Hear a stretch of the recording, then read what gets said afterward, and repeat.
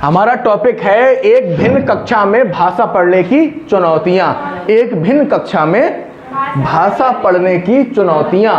तो इसमें क्या कहना चाह रहे हैं कि एक भिन्न कक्षा, कैसी कक्षा है? भिन्न कक्षा है। इसमें भाषा पढ़ाने की चुनौतियां, कुछ चुनौतियां आती हैं भाषा को पढ़ाने के लिए। उसमें कठिनाइयां क्या होती हैं, त्रुटियां क्या होती हैं और विकार क्या होता है। तो इस टॉपिक से पहले हमें हल्का सा बेस समझना पड़ेगा। उस बेस से पता लगेगा कि आखिरकार इसका बैकग्राउंड क्या है, हम ऐसी बात क्यों कर रहे हैं। ठीक है, फिर समझो यहाँ पे क्या बात आई, एक भिन्न कक्षा। क्या कक्षा कभी भिन्न होती है? नहीं, कक्षा कभी भिन्न नहीं होती है। तो ये ऐसी बात क्यों कह रहे हैं एक भिन्न कक्षा? कक्षा नॉर्मल कक्षा कैसी होती है? जहां बच्चे पढ़ते हैं और कुछ सीखते हैं। पर भिन्न कक्षा का मतलब यहाँ क्या है? वेरी गुड, ऐसी कक्षा जहां पे अलग अलग लैंग्वेज के बच्चे। इंडिविजुअल डिफरेंट अभी भाषा में आएगा। इंडिविजुअल डिफरेंट की तो प्रॉब्लम है ही, लेकिन भाषा की प्रॉब्लम आएगी। पहली बात तो बच्चे की हम साइकोलॉजी तब पकड़ेंगे जब उसकी भाषा से निपटेंगे। फॉर एग्जांपल ये तमिलनाडु की हैं, ये कश्मीर की हैं, ये सिक्किम की हैं, ये असम की हैं। तो साइकोलॉजी तक तो हम तब पहुंचेंगे कि लैंग्वेज ही समझ में आएगी। अब लैंग्वेज से ही लड़ना, भाई पहले तो लैंग्वेज से लड़ना है ना, इसके बाद ही तो इनसे लड़ना पड़ेगा। तो पहले लैंग्वेज की प्रॉब्लम आ जाएगी। तो वही बात कह रहे हैं कि एक भिन्न कक्षा, ऐसी कक्षा जहां पे अलग अलग लैंग्वेज के बच्चे पढ़ते हों। भाषा पढ़ाने की चुनौतियां, जैसे मैंने बताया जब मैं केवीएस में था तो एक असम की लड़की थी, स्टूडेंट थी, तो वो पता ही नहीं क्या कह जाती, गाली दे रही है, अच्छा कह रही है, भला बड़ा कह रही है, भला कह रही है, पता नहीं क्या कह रही है। जबकि पता उसे भी बहुत क्लियर था कि सर को आसामी नहीं आती और बड़ा स्पीड में बोलती थी, कुछ ना कुछ कह के चली जाती थी। और हम क्या कहो यार, फिलहाल उसके एक्सप्रेशन से लगता था वो कुछ गलत नहीं कह रही है, पर कुछ ना कुछ वो कहना चाहती थी। ठीक है, कम्युनिकेट कैसे होता था? इंग्लिश में? हाँ, इंग्लिश भी आती थी उसे, लेकिन वो जानबूझ के आसामी बोलती थी। कम्युनिकेट इंग्लिश में ही होता था, लेकिन हिंदी उसे समझ में आती थी पूरी। कुछ भी कहो हिंदी में समझ में पूरी आती थी और टूटी फूटी हिंदी बोल भी लेती थी।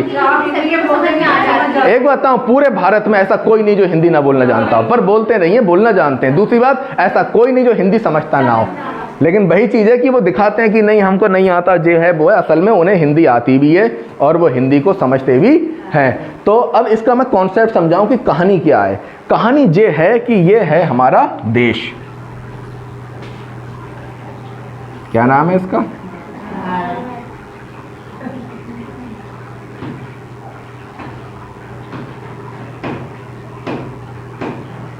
भारत। तो सबसे पहले भारत का एक सेंट्रल संगठन क्या बना था?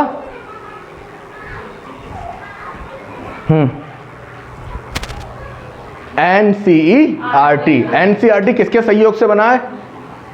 अमेरिका। मतलब सबसे पहले हमारी दोस्ती थी वो किससे थी? रूस के साथ। किसके साथ थी? रूस के साथ। रूस के शिक्षा वैज्ञानिक, शिक्षा मनोवैज्ञानिक कौन थे? शिक्षा शास्त्री कौन थे? हार्वर्ड। ठीक है, हार्वर्ड कुछ भी कहो। तो जो हार्वर्ड थे उन्होंने अपनी वो जो लेसन प्लानिंग में पंचपदीय प्रणाली दी थी वो हार्वर्ड की थी। तो हम अकॉर्डिंग काम करते थे रूस के और हार्वर्ड के। फिर हमारी दोस्ती हुई किससे? अमेरिका से। अमेरिका के प्रसिद्ध शिक्षा शास्त्री कौन थे? बीएस ब्लूम, जिन्होंने कॉन्सेप्ट दिया मूल्यांकन पद्धति का। आप जो लेसन प्लान बनाते हो वो दो स्टाइल में बनते थे पहले, एक बनते थे हार्वर्ड के अनुसार, एक बनते थे ब्लूम के अनुसार। अब तो खैर कई प्रकार के हो गए हैं, अब तो एनसीईआरटी के अनुसार भी, इसके अनुसार भी। असल में हम क्या हैं? हम भारतीय लोग हैं। हमारी खास बात यह है कि अगर हम चाउमीन भी बनाते हैं तो उसमें गरम मसाला मिला देते हैं, जबकि ऐसा कोई कॉन्सेप्ट नहीं है। तो हमने क्या देखा? हार्वर्ड का भी कॉन्सेप्ट अच्छा है, ब्लूम का कॉन्सेप्ट अच्छा है, दोनों को जोड़ दिया। हमें कॉफी भी अच्छी लगती है, हमें चाय भी अच्छी लगती है, दोनों का टेस्ट लो डिफरेंट टेस्ट आता है। तो ये क्या करा हम लोगों ने? यही किया। तो बात आई बीएस ब्लूम की। उन्होंने कहा कि आप एक संगठन बनाओ जो कि भारत का सेंट्रल बोर्ड होगा। कौन सा बोर्ड होगा? सेंट्रल बोर्ड होगा। राज्य बनाए ना बनाए उनकी मर्जी है। जैसे उत्तर प्रदेश चाहे तो यूपी बोर्ड बनाए, राजस्थान चाहे तो राजस्थान बोर्ड बनाए, लेकिन एक सेंट्रल बोर्ड कर दो। कहने का मतलब तुम्हारे पास एक बड़ा फ्रिज घर में होना चाहिए, फिर चाहे हर कमरे में फ्रिज हो या ना हो। अगर होगा कमरे में फ्रिज तो ठीक है। भाई आपके में 10 कमरे हैं, ये कमरे छोड़ो, स्टोरी ले लो, आपकी तीसरी मंजिल चौथी मंजिल, पता लगा कि एक नीचे वाली मंजिल में तो फ्रिज होना ही चाहिए। अब वो बात अलग है कि भाई दूसरी मंजिल पे है या नहीं है, अगर नहीं होगा तो नीचे से काम चला लेंगे और होगा तो बढ़िया है। तो उसी को देखते हुए एक बनाया गया NCERT, NCERT, national council education research और ट्रेनिंग, ये बनाया गया। ठीक है, इस पे लोड बहुत आ गया, इस पे लोड बहुत आ गया, क्योंकि ये इसके काम 3 हो गए। एक तो इसको बच्चे संभालना पड़ रहे थे, कौन से बच्चे, दूसरे सिलेबस संभालना पड़ रहा था, तीसरे टीचर संभालने पड़ रहे थे। इसकी समस्या बहुत बड़ी थी। अब ये बच्चे संभाले, ये टीचर संभाले और ये सिलेबस संभाले। इनने अपनी हेल्प के लिए नया संगठन बनाया जिसका नाम रखा गया NCET, national council education of teacher. इसने NCET इसने खड़ी कर दी अपनी। इसका काम क्या था, टीचरों पर नजर रखना, टीचरों को तैयार करना, टीचरों को बनाना। वो जो बीएड के लिए लेटर आया था कि बीएड को परमिशन दी जाए, उसी ने किया था NCET ने, NCET, national teacher council, national teacher council. तो इसका काम बढ़ गया टीचरों का, ये देखने लगी टीचरों को और ये देखने लगा सिलेबस और बच्चों को। बात आ गई समझ में। अब ये पेपर बनाते हैं, पेपर कौन देखे, पेपर की प्रॉब्लम कौन सा, तो NT को खड़ा कर दिया, national testing agency, NTA, national testing agency. तुम्हारा जो CTET होता है कराता तो NCERT है, और इसकी भी NCERT की भी एक संस्था है जो इसके साथ काम करती है, मुद्दे से मुद्दा मिला के इसके अंडर में ही काम करती है। CBSE सेंट्रल, बताओ, जिसको तुम CBSE करते हो, ये बोर्ड होता है। क्लियर। तो हमने देखा कि पहला क्या है, NCERT, फिर CBSE आया और इसके बाद NCET आया और इसके बाद NT आया। NT का काम क्या था, एग्जाम बनाना, और NCERT का काम क्या था, सिलेबस पे काम करना। NCET का काम क्या था, टीचर पे काम करना, और CBSE का काम क्या था, अपने चीज़ों को अप्लाई करना। तो इन 4 लोगों ने अपना काम बांट लिया और ये 4 लोग अकेले आपको बंगू बनाए पड़े हैं। ये 4 लोग ही आपको उलझाए पड़े, चाहे तुम्हारा केंद्रीय विद्यालय हो, चाहे नवोदय हो, चाहे DSSB हो, सब जय खींच रहे हैं। DSSB दिल्ली का बोर्ड है, तो ये तुम्हें अकेले चौपट करे पड़े हैं। ठीक है, अब आ जाओ दूसरा, इनका एक सौतेला भाई भी है, उसका नाम क्या है,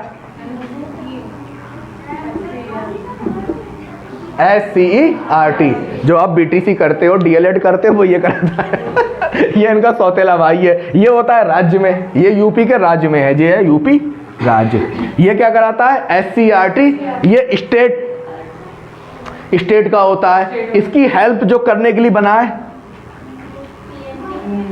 परीक्षा नियामक प्राधिकरण, ये तुम्हारा टैट हो गया, सुपर टैट हो गया, इसको कंडक्ट कराता है। तभी तो इसका ब्लूप्रिंट अलग होता है, इसका ब्लूप्रिंट अलग होता है। ठीक है, क्लियर, समझ में आया। तो बात ये आई कि ये सब संगठन खड़े हो गए, पर भारत में एक प्रॉब्लम आई। प्रॉब्लम ये आई कि कुछ सेंट्रल गवर्नमेंट की जॉब थी, जैसे आर्मी हो गई, सेंट्रल के टीचर हो गए, और भी सेंट्रल, मतलब बहुत सी जॉब हैं सेंट्रल की। सेंट्रल की जॉब में और स्टेट की जॉब में क्या अंतर होता है कि जो स्टेट की जॉब के कर्मचारी होते हैं वो पूरे स्टेट में घूमते रहते हैं और सेंट्रल की ऑल इंडिया घूमते हैं। तो एक समस्या जो आई, मान के चलो ये रीना मैडम हैं, ये सेंट्रल गवर्नमेंट में हैं, ये अधिकारी हैं या ये कर्मचारी हैं, जो भी हैं, ये सेंट्रल गवर्नमेंट में हैं। अब इनकी पोस्टिंग थी पहले केरल में, कहाँ थी, केरल में। इनकी बेटी का चल रहा था कक्षा 3 और अभी आधा सिलेबस हुआ था। अब इनकी पोस्टिंग कर दी गई लद्दाख में। अब क्या होगा, इनकी मजबूरी है, बेटी छोड़ना पड़ेगी यहाँ पे, वरना मामला खराब हो जाएगा। अब खुद इन्हें जॉब करना यहाँ पड़ेगी, समझ रहे हो। तो यहाँ पेरेंट्स के ट्रांसफर हो जाने पे बच्चों को प्रॉब्लम आ रही थी कि कैसे करा जाए, क्या ना करा जाए। ठीक है, या तो बच्चे को साथ लेके जाएं, बच्चे को छोड़े जाएं, तो या तो बच्चे को आवासीय स्कूल में रखें। तो ये प्रॉब्लम थी। इस प्रॉब्लम को समझा जब NCERT ने, तो एक नया कॉन्सेप्ट रेडी करा। वो क्या था, केंद्रीय विद्यालय संगठन। केंद्रीय विद्यालय, असल में ये 2 संगठन बने, एक बना NVS और दूसरा बना NBS और KBS। एक ही चीज है, बस ये आवासीय है, ये आवासीय नहीं है। यहाँ आपका बच्चा आवासीय जाता है, नवोदय आपने सुना होगा, जवाहरलाल नवोदय, तो ये आवासीय हो गया और ये बिना के। अब इसकी खास बात क्या है कि रीना मैडम की बेटी यहाँ पढ़ाई कर रही है केरल में, इनका ट्रांसफ़र हो जाता है लद्दाख में। तो पूरे ऑल इंडिया का पहली बात तो सिलेबस एक है, ऑल इंडिया की ड्रेस हर एक है, ऑल इंडिया की हर चीज़ एक है, कोई भी कहीं भी डिफरेंट नहीं है। फॉर एग्जाम्पल इन्होंने फीस जमा कर दी यहाँ, अब इनका ट्रांसफर हो गया लद्दाख, तो फीस लद्दाख में मानी जाएगी अगर वो KVS में पढ़ रही है। अगर उनकी ड्रेस यहाँ की बनी है तो वहाँ ड्रेस मान होगी। और सबसे अच्छी बात यह है, जो पार्ट लद्दाख में मान के चलो इनकी बेटी, इनका ट्रांसफर हुआ 20 तारीख को, ये पहुंची वहां पे 22 तारीख को, तो 22 तारीख को जो पार्ट केरल में ही पढ़ाया जाना था वही पार्ट लद्दाख में चल रहा होगा। बात आई समझ में?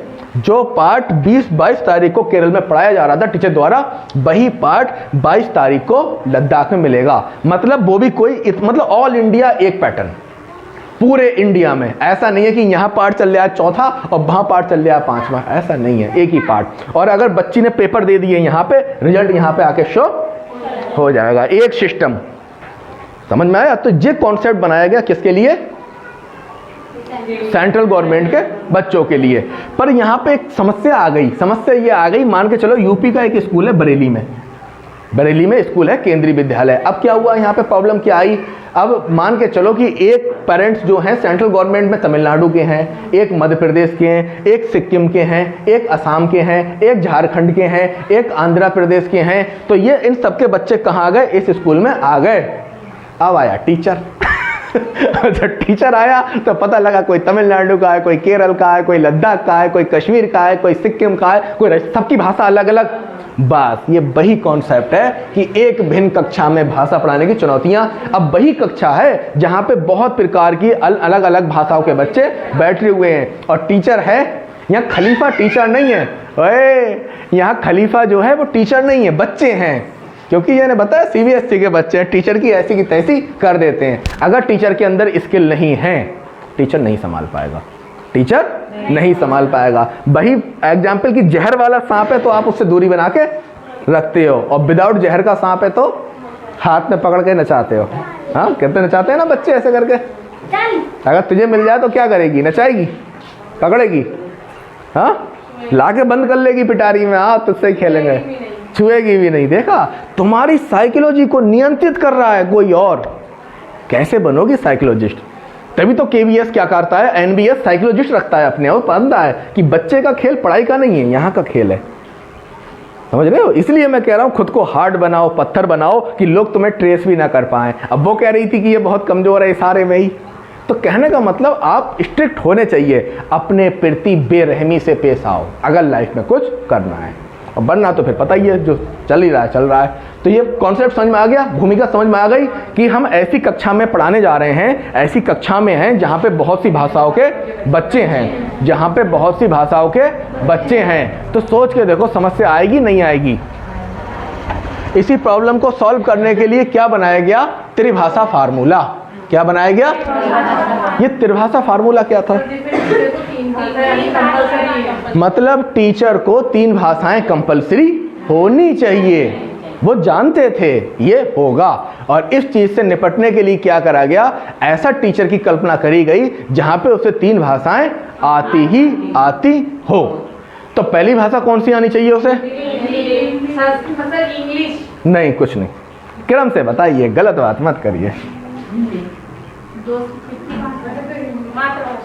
वेरी गुड, मातृभाषा। नंबर 1 पे आनी चाहिए उसे मातृ भाषा। इसी में क्षेत्रीय भाषा आ जाएगी। पहले नंबर पे टीचर को मातृभाषा आनी चाहिए क्योंकि बच्चे के कॉन्सेप्ट मातृभाषा में बनते हैं। दूसरे नंबर पे आपको कौन सी भाषा आनी चाहिए? ऐसे नहीं कहो हिंदी उन्दी, बकायदा व्यवस्थित तरीके से कहो मानक भाषा। कौन सी भाषा? यही तो अंतर है। जब आप सीटेट में सेंट्रल भाव को नहीं पकड़ पाते हो ना, तब आप कहते हो क्वेश्चन के चारों आंसर एक थे। असल में क्वेश्चन के चारों आंसर एक नहीं थे। बस ये समझ लो, सीटेट एक ऐसी किचन का नाम है कि जिसमें आप घुसोगे तो यहाँ एक मैप बना होगा, और मैप क्या बना होगा? ऐसे करके अलमारियों का। मान के चलो ये आपका किचन है, ये आपकी अलमारियाँ हैं, ये आपका गैस चूल्हा रखने वाला सिस्टम है। तो वो एक मैप बना देता है क्या कि यहाँ पे तुमको आटा रखा जाएगा, यहाँ चावल रखे जाएंगे, यहाँ पे दालें रखी जाएंगी, यहाँ पे प्याज और ये सब रखा जाएगा, यहाँ ड्राई फ्रूट रखे जाएंगे। उनने सब लिख रखा है, एक मैप बना रखा है। जैसे मेरे पास टोटल 28 अलमारियाँ हैं, जैसे ये अलमारी हैं तो 28 अलमारियाँ हैं, तो मेरा एक मैप लगा हुआ है। जैसे मैं घुसता हूँ, मैं कभी अलमारी में नहीं खोजता किताब का है, मैं तो मैप में देखता हूँ ये किताब चाहिए, ये चाहिए, इतने नंबर अलमारी में इतनी जगह किताब होगी, बस मैं ऐसे जाता हूँ, ये इतने नंबर अलमारी, 1 2 3 4 खींची, वही किताब हाथ में आती है। ये सीटेट है जिसने सब कुछ क्या कर रखा है, व्यवस्थित कर रखा है कि यहाँ पे ये मसाला होगा, यहाँ पे ये होगा, यहाँ पे ये होगा। अगर कमरे में लाइट चली भी जाए और मैप क्लियर है तो तुम कतई खिचड़ी नहीं है। अब यूपी टेट क्या है, कुछ नहीं है, रटा हुआ ज्ञान, समझ रहे हो। तो अगर तुमने इतना खुद को व्यवस्थित नहीं करा तो सी टेट में फिर तुम यही कहोगे सर जी सारे के सारे आंसर एक थे, और वो 3 जगह आपको फंसा लेगा। 3 जगह कैसे फंसा लेगा भाई, मान के चलो क्वेश्चन का सिंपल आंसर है 1 2 3 4, तुम कॉमन सेंस लगाओगे, ये नहीं, ये नहीं, ये नहीं, जब 3 नहीं तो 1 तो होगा ही, मानो तो है और ना मानो तो है, लगा दोगे। लेकिन अब वो क्वेश्चन ऐसा पूछ ही नहीं रहा है, वो क्वेश्चन पूछ रहा है घुमा के। और घुमा के कैसे पूछ रहा है क्वेश्चन, आज हमें लग रहा है लाइट में कोई प्रॉब्लम आई है, लाइट आ गई, सब तेज करो कूलर, लाइट आ गई। तो अब वो कैसे पूछता है, सी टेट में क्वेश्चन ऐसे पूछता है, इस तरीके से पूछेगा। नंबर 1 जो तुमको फंसा लेगा पूरी ताकत से, उधर 1 पे कर दीजिए और उधर उस पे कर दीजिए, और इसको थोड़ा आगे कर लीजिए कूलर को। देखो वो किस तरीके से फंसाएगा तुम्हें, बहुत प्यार से। ये क्वेश्चन तो आप कर जाओगे कि पहला नहीं है, दूसरा नहीं है, चौथा नहीं है, तीसरा है, ठीक है।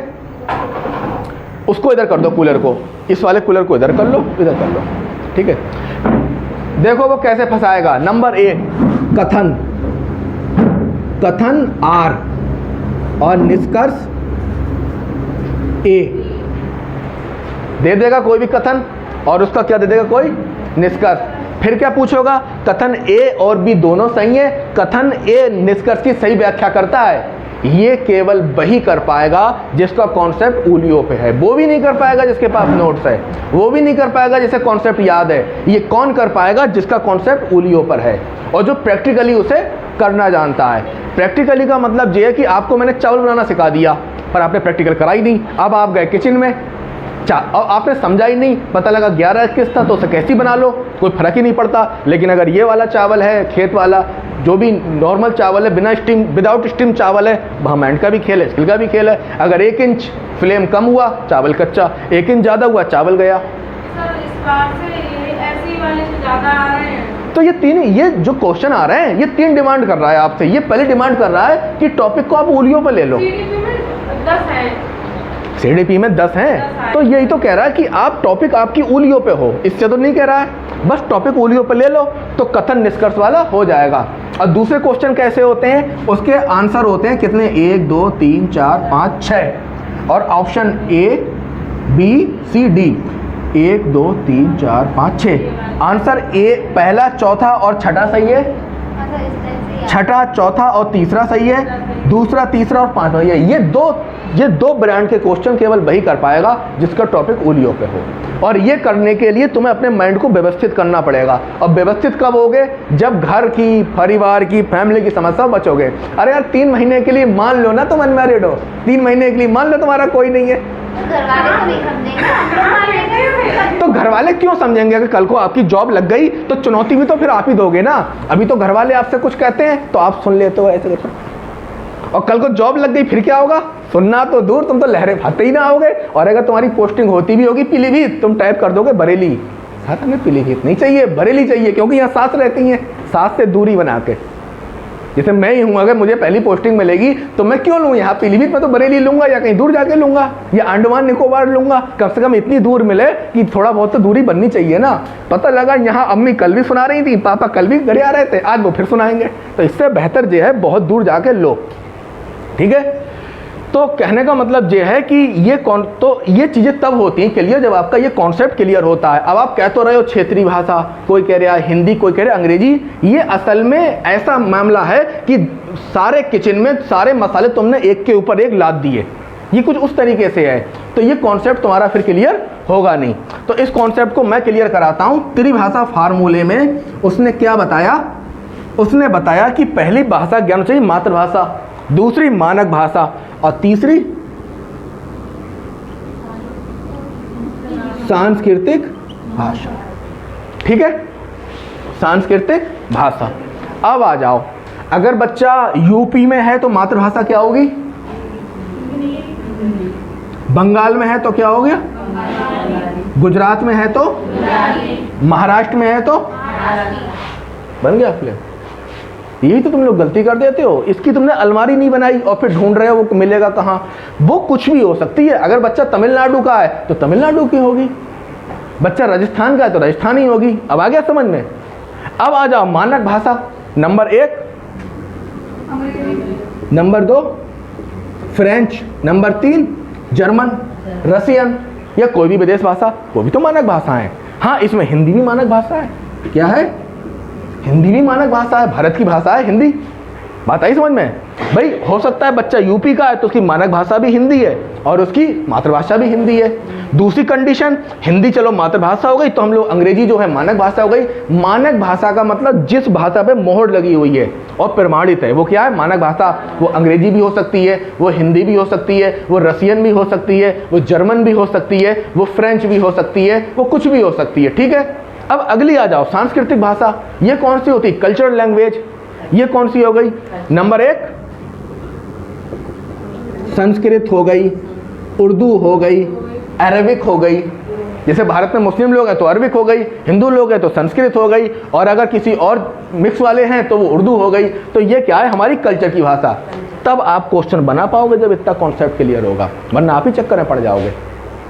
भाई अगर बच्चा मराठी का है तो उसकी मातृभाषा, अगर बच्चा महाराष्ट्र का है तो उसकी मातृभाषा कैसे हो सकती है हिंदी? हाँ, उसकी मानक भाषा हिंदी होगी और मातृभाषा मराठी होगी। अब बच्चा यूपी का है तो उसकी मानक भाषा हिंदी होगी और मातृभाषा भी हिंदी होगी। समझ रहे हैं? या अभी भी कॉन्सेप्ट समझ में नहीं आया या फिर समझाऊं मैं? नहीं आया तो बताओ। हमें इन पे नहीं रहना है। ये राज्य के अनुसार बदलेंगी, ये राज्य के अनुसार बदलेंगी, ये चीज़ फिक्स रहेगी। सांस्कृतिक भाषा संस्कृत, मोहर लगा लो संस्कृत। अरबी ये क्या है? सांस्कृतिक भाषाएं, कल्चर की भाषाएं। जैसे आपने जो ग्रंथ हैं, धर्म ग्रंथ हैं, वो किस में है? संस्कृत में है। मुसलमानों के जो धर्म ग्रंथ हैं किस में? अरबी में है। तो इनकी जो सांस्कृतिक भाषा है। मानक भाषा स्टैंडर्ड वो क्या है? हिंदी, इंग्लिश, जर्मन, फ्रेंच, ये सब क्या है? ये। और मातृभाषा जो सा राज्य है वहाँ की मातृभाषा होगी। ठीक है। अब इसमें विदेशी भाषा भी आप कह सकते हैं इसे। तो ये क्या हो गया हमारा भाषा कॉन्सेप्ट। तो इन्होंने क्या कहा कि होना ये चाहिए कि एक शिक्षक को कम से कम 3 भाषाओं का ज्ञान होना चाहिए। इसे कहा गया त्रिभाषा, त्रिभाषा फार्मूला। ठीक है। त्रिभाषा का कॉन्सेप्ट समझ में आ गया? नहीं आया हो तो बताओ। असल में होता क्या है कि जब कोई शादी होती है कहीं पे तो अंदर तक का बैकग्राउंड खंगाला जाता है कि इसके दादा कहाँ से थे, इसकी नानी कहाँ से थी। बस वही ये पढ़ाई है। जिसको बैकग्राउंड पता लग गया, जिसको बैकग्राउंड पता लग गया वो पकड़ लेगा। जैसे प्रीति कुलरत्न मैडम थी तो वो डायरेक्ट चोट कर रही थी क्रांति पे। किस पे चोट कर रही थी? क्रांति पे। और क्रांति भी काहे की? स्वतंत्रता आंदोलन। तो उन्हें स्वतंत्रता आंदोलन समझ नहीं आ रहा था कि ये स्वतंत्रता आंदोलन क्या है। उन्होंने मुझे बताया कि सर आपने जो स्वतंत्रता आंदोलन बनाया है वो मुझे समझ में नहीं आया। तो मैंने कहा वो तुम्हें समझ में नहीं आएगा। क्यों नहीं आएगा? किसी भी कॉन्सेप्ट को समझने के लिए 3 बातें होना बहुत ज़रूरी है। पहली बात, उस टॉपिक का बैकग्राउंड पता हो। जैसे अभी मैं तुमको ये कहानी नहीं सुनाता तो क्या तुम ये कॉन्सेप्ट समझ जाते? अब तुम्हें पता लग गया कि केंद्रीय विद्यालय, केंद्रीय कर्मचारियों के बच्चे, एक ऐसा स्कूल। मैंने तो लाइव झेला है अलग अलग स्टेट के बच्चों को। तो ऐसी स्थिति में क्या है, आपको कॉन्सेप्ट समझ में आया। तो वही बात मैंने उन्हें समझाई कि तुम्हें भारत का स्वतंत्रता आंदोलन समझ में नहीं आएगा क्योंकि इसकी कंडीशन है 3। नंबर 1, आपको बैकग्राउंड क्लियर होना चाहिए किसी भी टॉपिक का, वो है नहीं। नंबर 2, आपको उस पर चर्चा करनी चाहिए विषय विशेषज्ञों से, और नहीं कर सको तो खुद से मनन करना चाहिए। और तीसरी कंडीशन, उसका रिवीजन करना पड़ेगा। तो प्रीति मैडम ने क्या करा, उसको समझने के लिए ये टॉपिक क्या था?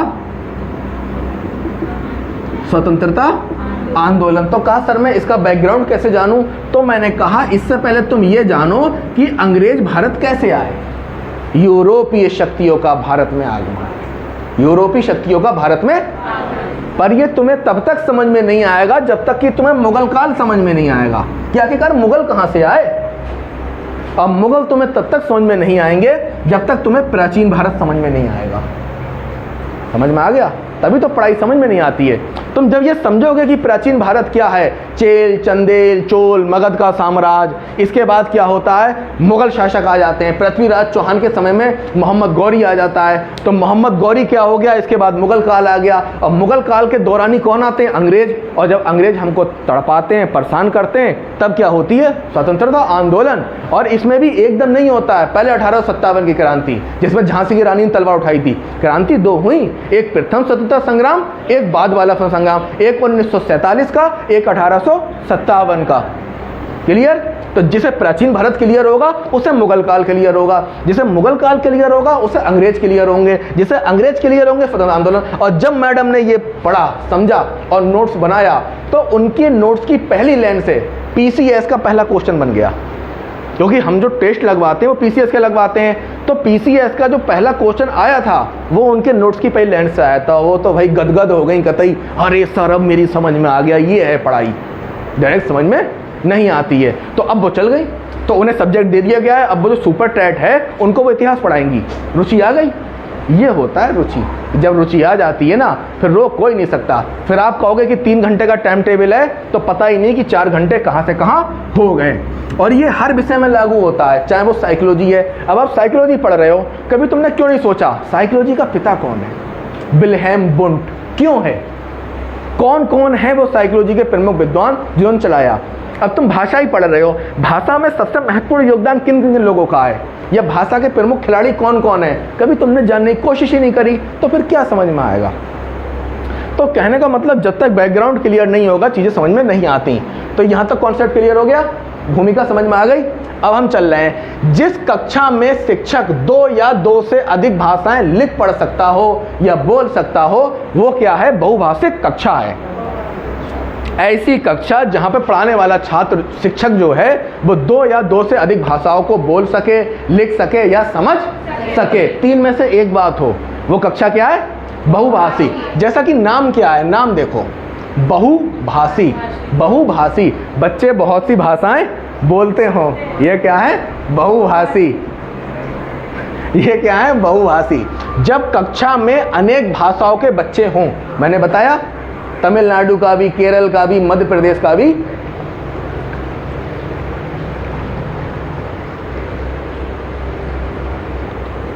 हो, एक टीचर को भारत के विभिन्न राज्यों में पढ़ाना पड़े।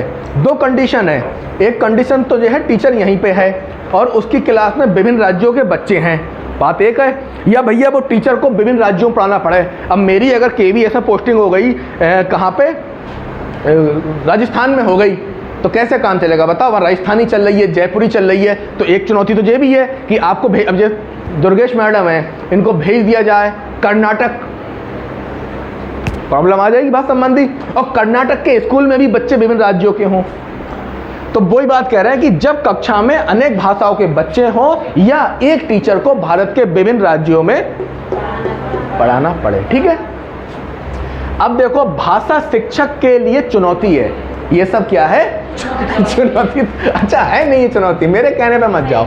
हाँ भाई, आरती मैडम हैं, अगर इनको ऐसे जगह पढ़ाने को भेजा जाए जहाँ कई ब्रांड के बच्चे हैं, कई भाषाओं की चुनौती है नहीं है, तब कहोगे भैया वो अपना प्राइमरी स्कूल सही है जहाँ पे एक ही भाषा के बच्चे तो मिल जाते हैं। बच्चा कह रहा है सर जी हम हुए हैं, इधर तुम भी कह रहे हो हम हुए हैं, हाँ भाई दोनों हैं, चलो आजा, क्या लाया है, बोले सर वो तालाब में गया था, वो निकाल के लाया हूँ। वो क्या है, वो जो कमल के नीचे होता है, उसको खोल के उसके दाने दाने खाए जाते हैं। हाँ बोले वो ही लिया, दोनों मिलकर खाते हैं, ठीक है।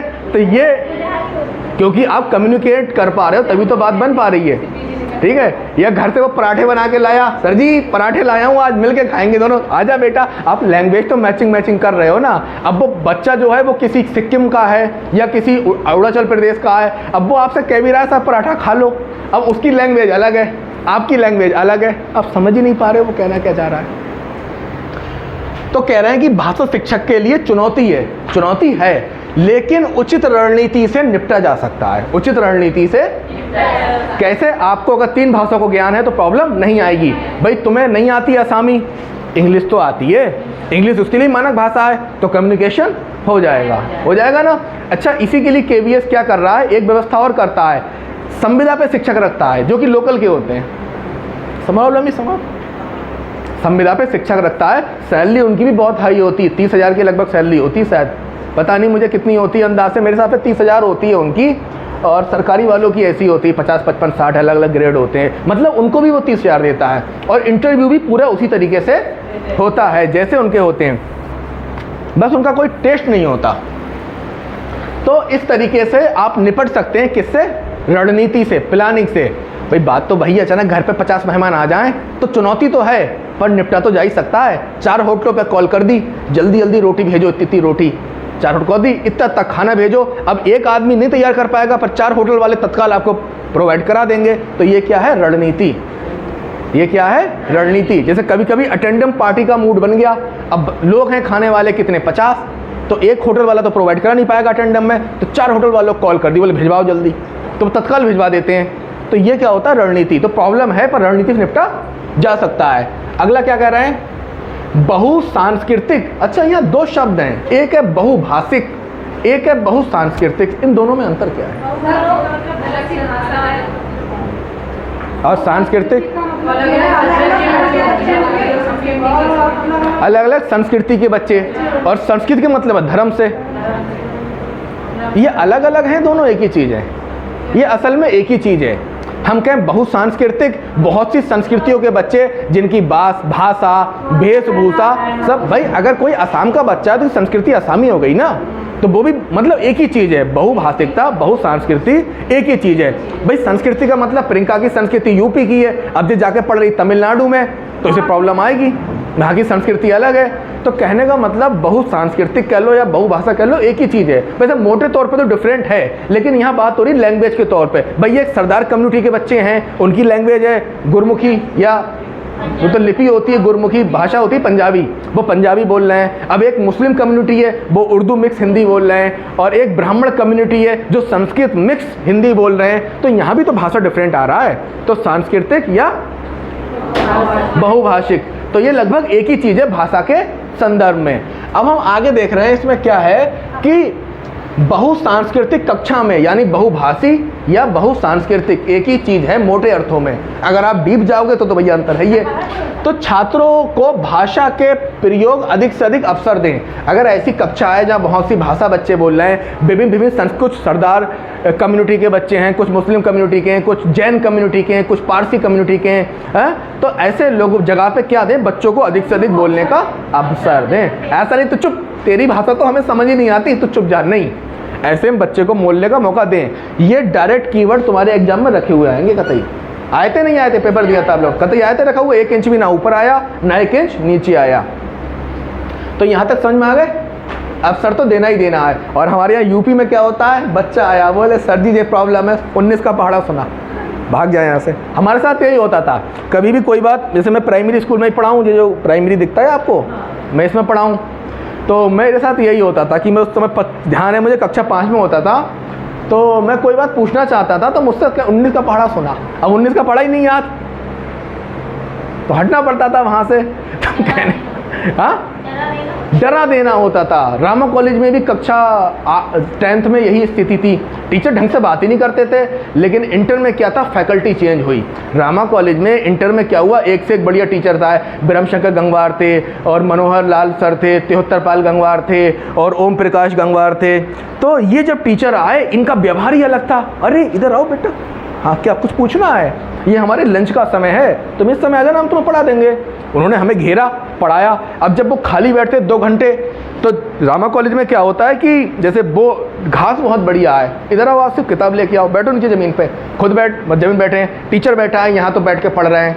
अच्छा और बताओ कोई प्रॉब्लम आ रही है? तुमने नोट्स क्यों नहीं बनाए? कॉपी दिखाओ अपनी। तो जैसे ही हमारी फैकल्टी बदली, अब मेरे हाई स्कूल में नंबर थे 41%, और इंटर में फैकल्टी बदल गई पूरी की पूरी, और रिजल्ट देखो क्या आया।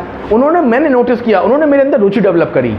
उनका पढ़ाने का स्टाइल क्या था? जैसे मनोहर लाल सर आए, आसिफ इधर आओ, देखो प्राकृतिक वनस्पति क्या होती है। जैसे आप अपने घर से बाहर निकलते हो तो देखते हो कि अचानक ही कोई झाड़ झक्काड़ अपने आप ही उगाता है, जिसके लिए हमें कोई पेमेंट या कोई लागत, प्राकृतिक वनस्पति। फिर तिहोत्तरपाल गंगवार आए, इधर आओ, हाँ संधि तैयार है नहीं है, इधर आओ, ऐसे इको यड़ची यड़ संधि, ई का या ऊ का वा रे का रा लरा का ला हो जाता है, इधर आओ आसिफ। अब ओम प्रकाश गंगवार उस समय संस्कृत पढ़ाते थे। हाँ भाई, अभिज्ञान शकुंतलम के पात्रों की सूची बताओ। सर जी नहीं पता। बच्चे सब भाग जाते, मैं ही बचता था वहाँ पे, चल तू इधर आ जा, पेड़ की छाई के नीचे बैठ के पढ़ाता हूँ। तो ये 2-2 घंटे पढ़ा रहे हैं, छुट्टी हो चुकी है, क्लास चल रही है। अब एक सरला राठौर मैम थी, वो असल में वो हमारी टीचर नहीं थी, लेकिन उनको पढ़ाने की आदत थी। अब वो जब घेरा घारी करती, कोई हत्ते ही नहीं आता, मैं ही हत्ते आता, मैं भागूँ तो भागूँ कहाँ से। टीचरों के लिए सम्मान आ चुका था, मैं ही पकड़ा जाता इधर। रस छंद अलंकार, वो एक्सपर्ट थी अलंकार की। आओ अलंकार पढ़ाऊंगी तुझे। अकेली क्लास में पढ़ा रही हैं वो आराम से। अब एक सर थे जो इस समय प्रिंसिपल हैं, वहाँ के रामा कॉलेज के प्रिंसिपल हैं, वीर सिंह आज़ाद सर। क्या अद्भुत व्यक्तित्व था, मैं तो कह नहीं सकता। कि एक बार क्या हुआ, हम 4 दोस्त जो थे वो धोखे में भूल गए प्रेयर का टाइम, और अंदर ही बैठ के कुछ सता नहीं कर रहे थे। उधर से प्रिंसिपल राउंड पे थे। उस समय वो प्रिंसिपल नहीं थे, दूसरे प्रिंसिपल थे। उस समय प्रिंसिपल थे रामाकांत शुक्ला। उन्होंने पकड़ लिया, बोले तुम चारों प्रेयर में क्यों नहीं हो। अब हमें बुलाया गया मंच पे और कहा गया कि इन चारों को क्या पनिशमेंट दिया जाए, और यही पनिशमेंट होगा। हम तो टेंशन में आ गए। तभी आए वीर सिंह आज़ाद सर जी, बोले ये बच्चे वो बच्चे नहीं हैं, ये अच्छे बच्चे हैं, किसी कारण बस इनको नहीं पता लगा होगा, इन्हें छोड़ दिया जाए। मतलब उस दिन दिल पे इतना अच्छा इफेक्ट पड़ा, छोड़ दिया जाए। दूसरी बात, जो सर थे वो क्या करते थे, हमारे वीर सिंह आज़ाद सर थे, उनकी एक आदत थी जो मैं यहाँ फॉलो करता हूँ। वो आदत क्या थी, जैसे आप क्लास में आए, सबसे पहले प्रस्तावना बनाई, जो भी टॉपिक पढ़ाना है उसकी एक भूमिका बनाई, एक माहौल बनाया। क्या बनाया, जैसे ज्वारी लोग माहौल कैसे बनाते हैं, पहले वो सिगरेट पीते हैं, फिर दारू पीते हैं, फिर उनका मूड बनता है, हाँ जुआ खेलना चाहिए। अब तुम अच्छा भला आदमी तो जुआ खेलेगा ही नहीं, लेकिन जब वो ड्रिंक व्रिंक करके पूरी तरह से उसका मूड फिट हो जाता है, फिर वो जुआ खेलता है। बोले अब जुआ खेला जाए। तो वो आते थे क्लास में तो पहले माहौल बनाते थे, पहले मूड बनाते थे कि बेटा तुम तैयार हो जाओ, प्रिपेयर हो जाओ। जब सब बच्चे प्रिपेयर होते थे तो उस टॉपिक की जो अच्छी अच्छी बातें थी तत्काल याद करा देते थे। क्या कराते थे, तत्काल याद। जो इम्पोर्टेंट है वो तो तत्काल याद कराया, और जो अनइम्पोर्टेंट है वो पढ़ा दिया। अब अगले दिन वो आए कक्षा में तो पहले पुराने वाले का रिवीजन और नया वाला पढ़ाना। अब तीसरे दिन क्लास में आए तो 2 दिन का रिवीजन, फिर नेक्स्ट पढ़ाना। ये रणनीति उनकी इतनी काम आई कि कक्षा 11 में तो मैं यूपी में था ही नहीं, कक्षा 11 में मैं बाहर था, मैं टीचिंग करता था, पढ़ाता था मैं तुम्हारे एमएड वालों को, बीएड वालों को, तो मैं तो वहाँ था नहीं। लेकिन जब मैं इंटर में आया तो मेरे पास 3 महीने थे एग्जाम के, मात्र 3 महीने थे। और तुम्हें एक आश्चर्य की बात बताऊँ, तुम्हें हंसी आएगी कि जो मेरे इंटर के पेपर हुए थे फाइनल, उसमें मैं फेल, उसके जो पेपर हुए थे 11 कौन सी क्लास होती, 11 कक्षा 11 के, उसमें मैं मेडिकल से पास हूँ। कक्षा 11 में मैं मेडिकल से पास हूँ। मेडिकल लगा था मेरे एग्जाम में, कक्षा 11 में था ही नहीं मैं प्रिपेयर भी नहीं था। और इसके बाद समय मिला 3 महीने का, पर सारे टीचरों ने इतने अच्छे से समझाया, प्यार से समझाया कि रिजल्ट ही बदल दिया, और फिर मैंने टॉप कर दिया। इंटर में मैंने टॉप कर दिया। अभी भी अगर आप रामा कॉलेज जाएंगे तो वहाँ पे मेरी फ़ोटो लगी है रामा कॉलेज में। तो कहने का मतलब कुछ नहीं है, आपका बस यहाँ से कोई पलट दे भेजा, तो इतना अच्छे से पढ़ाया कि मज़ा आ गया। तो वही चीज़ है कि अगर टीचर बढ़िया समझा रहा है तो समझ में आएगा। और असल में हम कुछ नहीं है, जो हमारे गुरुओं ने पढ़ाया है उसी का ये प्रभाव है। तो अब ये कह रहे हैं कि इन्होंने हमें अवसर बहुत दिए, टीचरों ने अवसर बहुत दिए। एक बार की घटना थी, कोई एक स्पीच थी, उस स्पीच की मैंने तैयारी बहुत अच्छे से करी थी। अब मैं जब स्पीच देने गया मैं भूल गया मैं स्पीच देने गया मैं भूल गया, मेरी हो गई बेइज्जती। तभी जो वाइस प्रिंसिपल थे उस समय ब्रह्मशंकर गंगवार गुरुजी, वो आए, उन्होंने मंच पकड़ा, बोले हमारे बेटे ने बहुत अच्छा प्रयास किया। तो ये बात दिल पे लगी कि यार बेटा तो कहा, हम कितने ही कमीने सही, हम लाख कमीने सही, किसी ने बेटा तो कहा। हाँ हमारे बेटे ने बहुत अच्छा प्रयास किया है, चलो हम इसे पूरा कर देते हैं। उन्होंने बाकायदा स्पीच पूरी करी। उस दिन एहसास हुआ अब नंबर 1 स्पीच तैयार करना है, आज तो इज्जत बच गई, अब कल को हमें बचाना है। अगली स्पीच थी बहुत प्रभावशाली, तभी वही बोले अब इसको नेशनल लेवल पे प्रेजेंट करना पड़ेगा हमें, क्योंकि इसकी स्पीच देने का तरीका जो है वो अच्छा है। और यही आज कारण है कि चाहे सेमिनार हो, चाहे डिबेट हो, अगर मैं वहाँ बोलने खड़ा हो जाऊँ, अगर मैं बोलना शुरू हो जाऊँ तो मेरे दोस्त छोड़ के भाग जाते हैं, कहते हैं पहला नंबर तो आसिफ का आएगा, तो हम डिबेट में भाग क्यों लें। हाँ, अगर उन्हें ये पता लग जाए कि आसिफ नहीं आ रहा है तो वो आ जाते हैं। तो कई बार क्या होता है, मैं डिबेट छोड़ देता हूँ इसी कारण से कि छोड़ो दोस्त नाराज़ हो जाते हैं। जैसे एक बार क्या हुआ था, एक डिबेट होनी थी, नेशनल लेवल पे थी, बाकायदा पूरी तैयारी हो चुकी थी, मैंने मना कर दिया था। एंड टाइम पे मेरा कोई काम पड़ गया कॉलेज का, तो मैं पहुँचा कॉलेज, तो सबने यही कहा कि तुमने बताया क्यों नहीं कि तुम आ रहे हो। मैंने मतलब, बोले मतलब ये हम नहीं भाग लेते। मैंने कि मैं भाग नहीं लूँगा डिबेट में, तुम लोग डिबेट करो। लेकिन सर नहीं माने, बोले आसिफ को खींच के लाओ, ये डिबेट में भाग क्यों नहीं लेगा। वही हुआ कि जब डिबेट में भाग लिया तो पहला नंबर मेरा, प्राइज मुझे मिले। तो जो आज उन्हीं की देन है मेरे सर की, कि अगर वो उस समय मुझे डांट देते, अरे तुम्हें जब आती नहीं है स्पीच, तुम आ क्यों जाते हो मंच पे, तुम्हें आता क्या है, तो आज शायद मैं इतना अच्छा नहीं बोल पाता। पर उन्होंने सपोर्ट किया, उन्होंने कोऑपरेट किया, और रिजल्ट क्या हुआ आज देख लो। तो कहने का मतलब ये है, टीचर अगर बच्चे को कोऑपरेट कर रहा है, आप भी जब शिक्षक बनो तो बच्चे से बहुत जुड़ के काम करना। जब आप बच्चे से जुड़ोगे तो बच्चे के अंदर दो बातें आ जाएंगी जो मेरे अंदर आई थी। एक बात तो मेरे अंदर ये आ गई थी कि टीचर मुझे सपोर्ट कर रहे हैं, यानी टीचर मेरे साथ हैं, मेरा अब कोई कुछ नहीं बिगाड़ सकता। भाई जिस पढ़ाई से मैं डर रहा हूँ उस पढ़ाई के कौन है, वो मास्टर। जिस पढ़ाई से मैं डर रहा हूँ उस पढ़ाई के कौन है, वो मास्टर। तो डरने की क्या बात। पहली बात तो ये क्लियर होती है बच्चे के माइंड में जब टीचर जुड़ता है, और दूसरी बात उसका कॉन्फिडेंस लेवल बढ़ता है। क्या बढ़ता है, कॉन्फिडेंस लेवल। और असल में आप सबके अंदर मैंने एक ही चीज़ पकड़ी है, वो है कॉन्फिडेंस लेवल। तुम्हें एक दिन के लिए बोर्ड पर लाया गया, ये 5 मिनट में ही अच्छा लिखना सीख गई। असल में सारा खेल कॉन्फिडेंस लेवल का है। तुम्हारा अगर कॉन्फिडेंस लेवल बढ़ जाए तो मुझे लगता नहीं है कोई बाधा पड़ेगी। टीचिंग के 2 नियम माइंड में सेट कर लो, 2 नहीं 3 नियम माइंड में सेट कर लो, तुम्हारी टीचिंग कोई फेल नहीं कर सकता। नंबर 1, बच्चे से क्वेश्चन पूछो पूर्व ज्ञान से संबंधित, पूर्व ज्ञान से संबंधित। उससे उसका जब पूर्व ज्ञान निकल के आएगा तो वो आपकी टीचिंग में रुचि लेगा। भाई जैसे ही मैंने ये समझाया तो कहीं ना कहीं आपको पता था कि ट्रांसफ़र होते हैं, बच्चों को प्रॉब्लम आती है। जैसे भैया ही हैं तो अगर अभी उनकी पोस्टिंग पीलीभीत चल रही है, कल को सोनभद्र हो जाए यूपी में, तो क्या होगा, बेटी का फिर प्रॉब्लम आ जाएगी, बेटी को ये वाली प्रॉब्लम कि अब क्या पढ़ेगी, कैसे पढ़ेगी। तो कहने का मतलब आपके माइंड, बच्चे से क्वेश्चन पूछोगे तो बच्चे की भूमिका बनेगी, बच्चे का प्रस्तावना कौशल बनेगा। नंबर 1। नंबर 2, बच्चे को कहानी सुनाओ, बच्चे को कहानी सुनने से वो मोटिवेट होगा। तीसरी, आवाज़ प्रभावशाली हो, उतार चढ़ाव बढ़िया होने चाहिए। अब ये नहीं हम कह रहे थे भूगोल में क्या होता है हमें पता, ये सब नहीं करना चाहिए, आवाज़ आनी चाहिए। तो शिक्षक को छात्रों की मातृभाषा का सम्मान करना चाहिए। मान के चलिए आरती मैडम अगर बंगाल में हैं या कोलकाता में हैं और वहाँ बच्चा बंगाली बोल लिया है तो इन्हें उसकी भाषा का सम्मान करना चाहिए, और ऐसा नहीं बोलना चाहिए ओए इधर आ, कल से बंगाली बोला तो मेरी क्लास में। उन्हें उसकी भाषा क्या होना चाहिए, सम्मान करना चाहिए। व मानक भाषा से परिचय करवाना चाहिए। सम्मान तो करना ही करना चाहिए, और मानक भाषा से क्या करवाना चाहिए, परिचय करवाना चाहिए।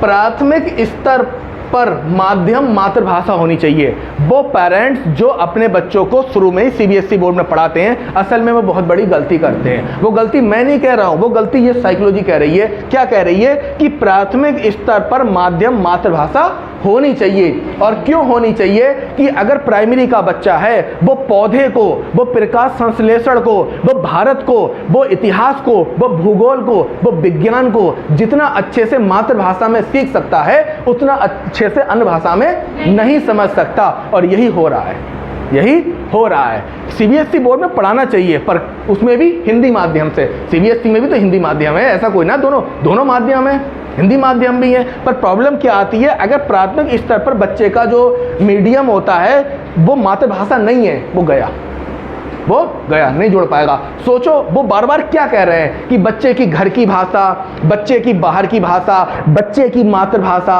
बच्चे के चारों ओर की भाषा और विद्यालय की भाषा एक होनी चाहिए। ये बात कही है नहीं कही है, बिल्कुल कही है। अब हो क्या रहा है, विद्यालय की बाहर की भाषा, चारों ओर की भाषा, परिवार की भाषा है हिंदी, और बच्चा विद्यालय में पढ़ रहा है इंग्लिश।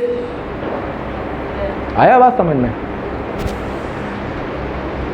मैं भी अगर प्राइमरी का नहीं पढ़ा होता, मेरी भी एजुकेशन अगर सीबीएसई बोर्ड से होती तो मैं भी इतनी नॉलेज नहीं होती, क्योंकि मैंने जो कक्षा 3, 4, 5 पढ़ा है वो मेरे कॉन्सेप्ट हिंदी भाषा के ही बने हुए हैं। और मेरा छोटा भाई सीबीएसई से पढ़ा हुआ है जिसके बीए में 6 नंबर है। डिफरेंट यहाँ से पता लगेगा। पढ़ा है सीबीएसई बोर्ड से पढ़ा है, बीए तुम्हारे स्कूल से किया है, बीए जो है तुम्हारे स्कूल से किया, नंबर है 6। मैं रामा में पढ़ा, प्राइमरी में पढ़ा, ड्रमंड में पढ़ा, मेरे अलग अलग स्कूलों में मेरी पढ़ाई हुई है। तो कहने का मतलब यही बेसिक गलती हो जाती है कि अगर प्राथमिक स्तर पर माध्यम मातृभाषा नहीं है वो बच्चा कभी डेवलप कर ही नहीं पाएगा। यार वो कैसे समझ जाएगा, मुझे समझाओ भी तो।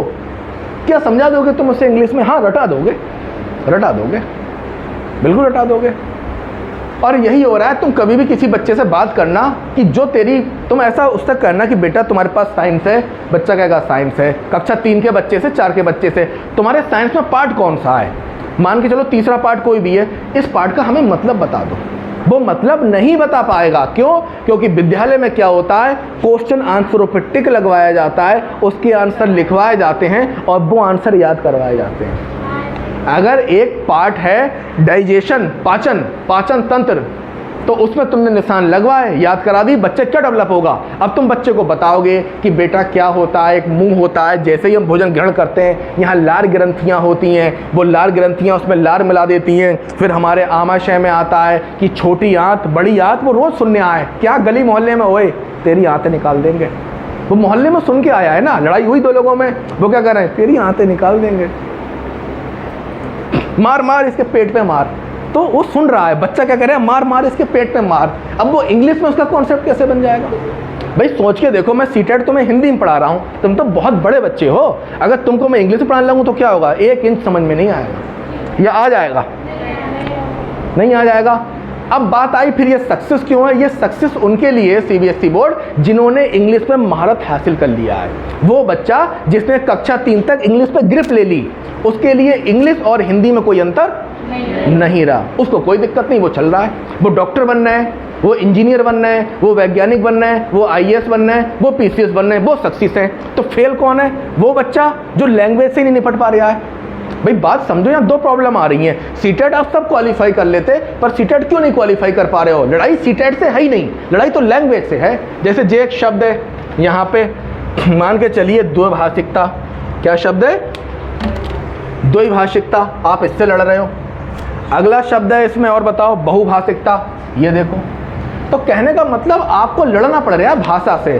तो जो बच्चा सीबीएसई में भाषा पे कमांड ले लेता है, उसे सीबीएसई से प्रॉब्लम नहीं होती, वो चल जाता है। लेकिन जिस बच्चे को लैंग्वेज ही क्लियर नहीं होती है, वो क्या करे?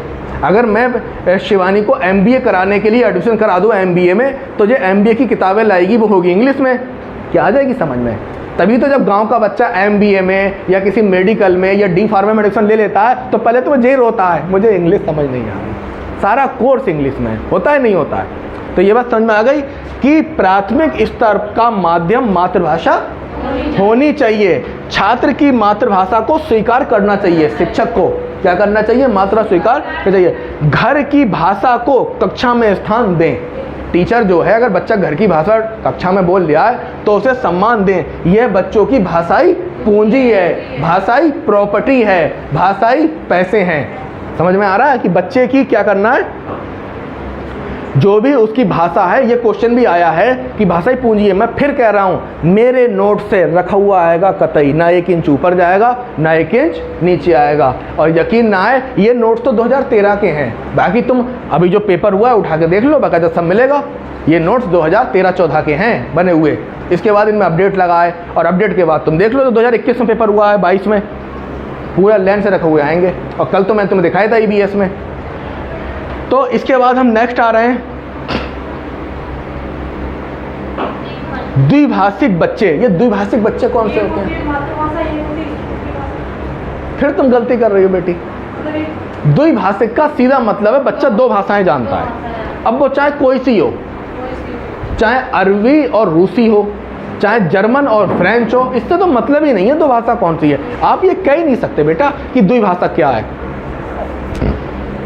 इसको क्लियर हुआ?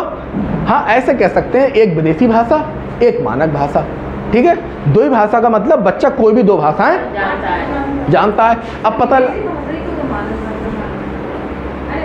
नहीं, विदेशी भाषा, मानक भाषा विदेशी भाषा भी हो सकती है, भारत की भाषा भी हो सकती है। पहले मानक की परिभाषा समझना पड़ेगी। फॉर एग्जाम्पल, मैंने कहा कुछ ऐसी चीज़ मेरा खाने का मन कर रहा है जो खट्टी हो। अब चाहे तुम इमली ला के दे दो, चाहे तुम आंवला ला के दे दो, चाहे तुम वो कमरख ला के दे दो, पर शर्त क्या है? वो खट्टी हो। अब मैंने क्या कहा, हमें कुछ मीठा चाहिए, तो तुम चाहे खीर दे दो, तुम चाहे मिठाई दे दो, चाहे मीठा दूध दे दो। इसको समझना है कि मीठा चाहिए और नमकीन चाहिए। उसने कह दिया मानक भाषा चाहिए, तो वो हिंदी भी हो सकती है, वो संस्कृत, वो इंग्लिश भी हो सकती है, और वो कोई अन्य भाषा भी हो सकती है। क्लियर हो गया ये चीज़ क्या है क्या नहीं है? तो इस तरीके से क्या है कि आपको समझना पड़ेगा क्या है क्या नहीं है, बे आ जाएगा समझ। तो दो भाषिक कहा कि जो बच्चे दो भाषाओं का ज्ञान रखते हैं, दो भाषिक हो गए।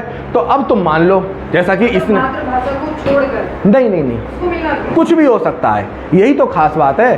फॉर एग्जाम्पल आपका बेटा है जिसका जन्म हुआ तमिलनाडु में, आप रहने वाली कहाँ की हो, यूपी की या उत्तराखंड की, जन्म का हुआ तमिलनाडु में, तो एक भाषा तो वो सीख गया तमिलनाडु की लोकल सीख गया। तो मातृभाषा भी तो इंक्लूड होगी ना तो भाषा में? नहीं भी हो सकती है भाई, आप जॉब कर रहे हो, उसके पापा भी जॉब कर रहे हैं, आया आ रही है या नहीं आ रही है, तो पता लगा बच्चा 24 घंटे प्ले स्कूल में है या घर पे ही है, तो उसकी भाषा कौन सी डेवलप होगी।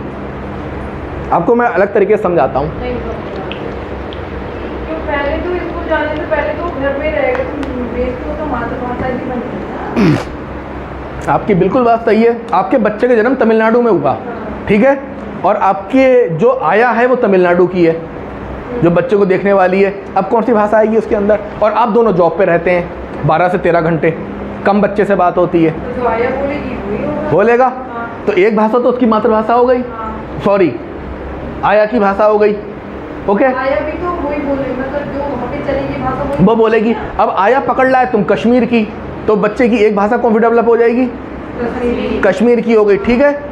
एक भाषा तो वो जो दैनिक यूज में है वो तो होगी, हाँ, तो वही तो हम बोले कि इसमें इंक्लूड नहीं होगी मातृभाषा। वो होगी। कंडीशन जे, अब यह कंडीशन मैं चेंज कर रहा हूँ। अब जे आया अंग्रेजन है, अंग्रेज है, इंडियन नहीं है, अब इसकी भाषा कौन सी डेवलप होगी। अंग्रेजी होगी। मैंने क्या कहा, ये अब बात भी है, मतलब आप यहाँ कुछ फिक्स नहीं कह सकते। यहाँ कुछ ऐसा मैटर है कि उसने कहा खट्टा चाहिए, तो भैया खट्टे का कुछ भी मिल जाए, तुम फिक्स नहीं कर सकते कमरा की चाहिए, आंवला ही चाहिए, इमली चाहिए, ये चीज़ आप फिक्स नहीं कर सकते। कंडीशन देखो कि आपकी अब आया अंग्रेज है, अमेरिका की है, तो बच्चे की डेवलप कौन सी होगी, अमेरिकन।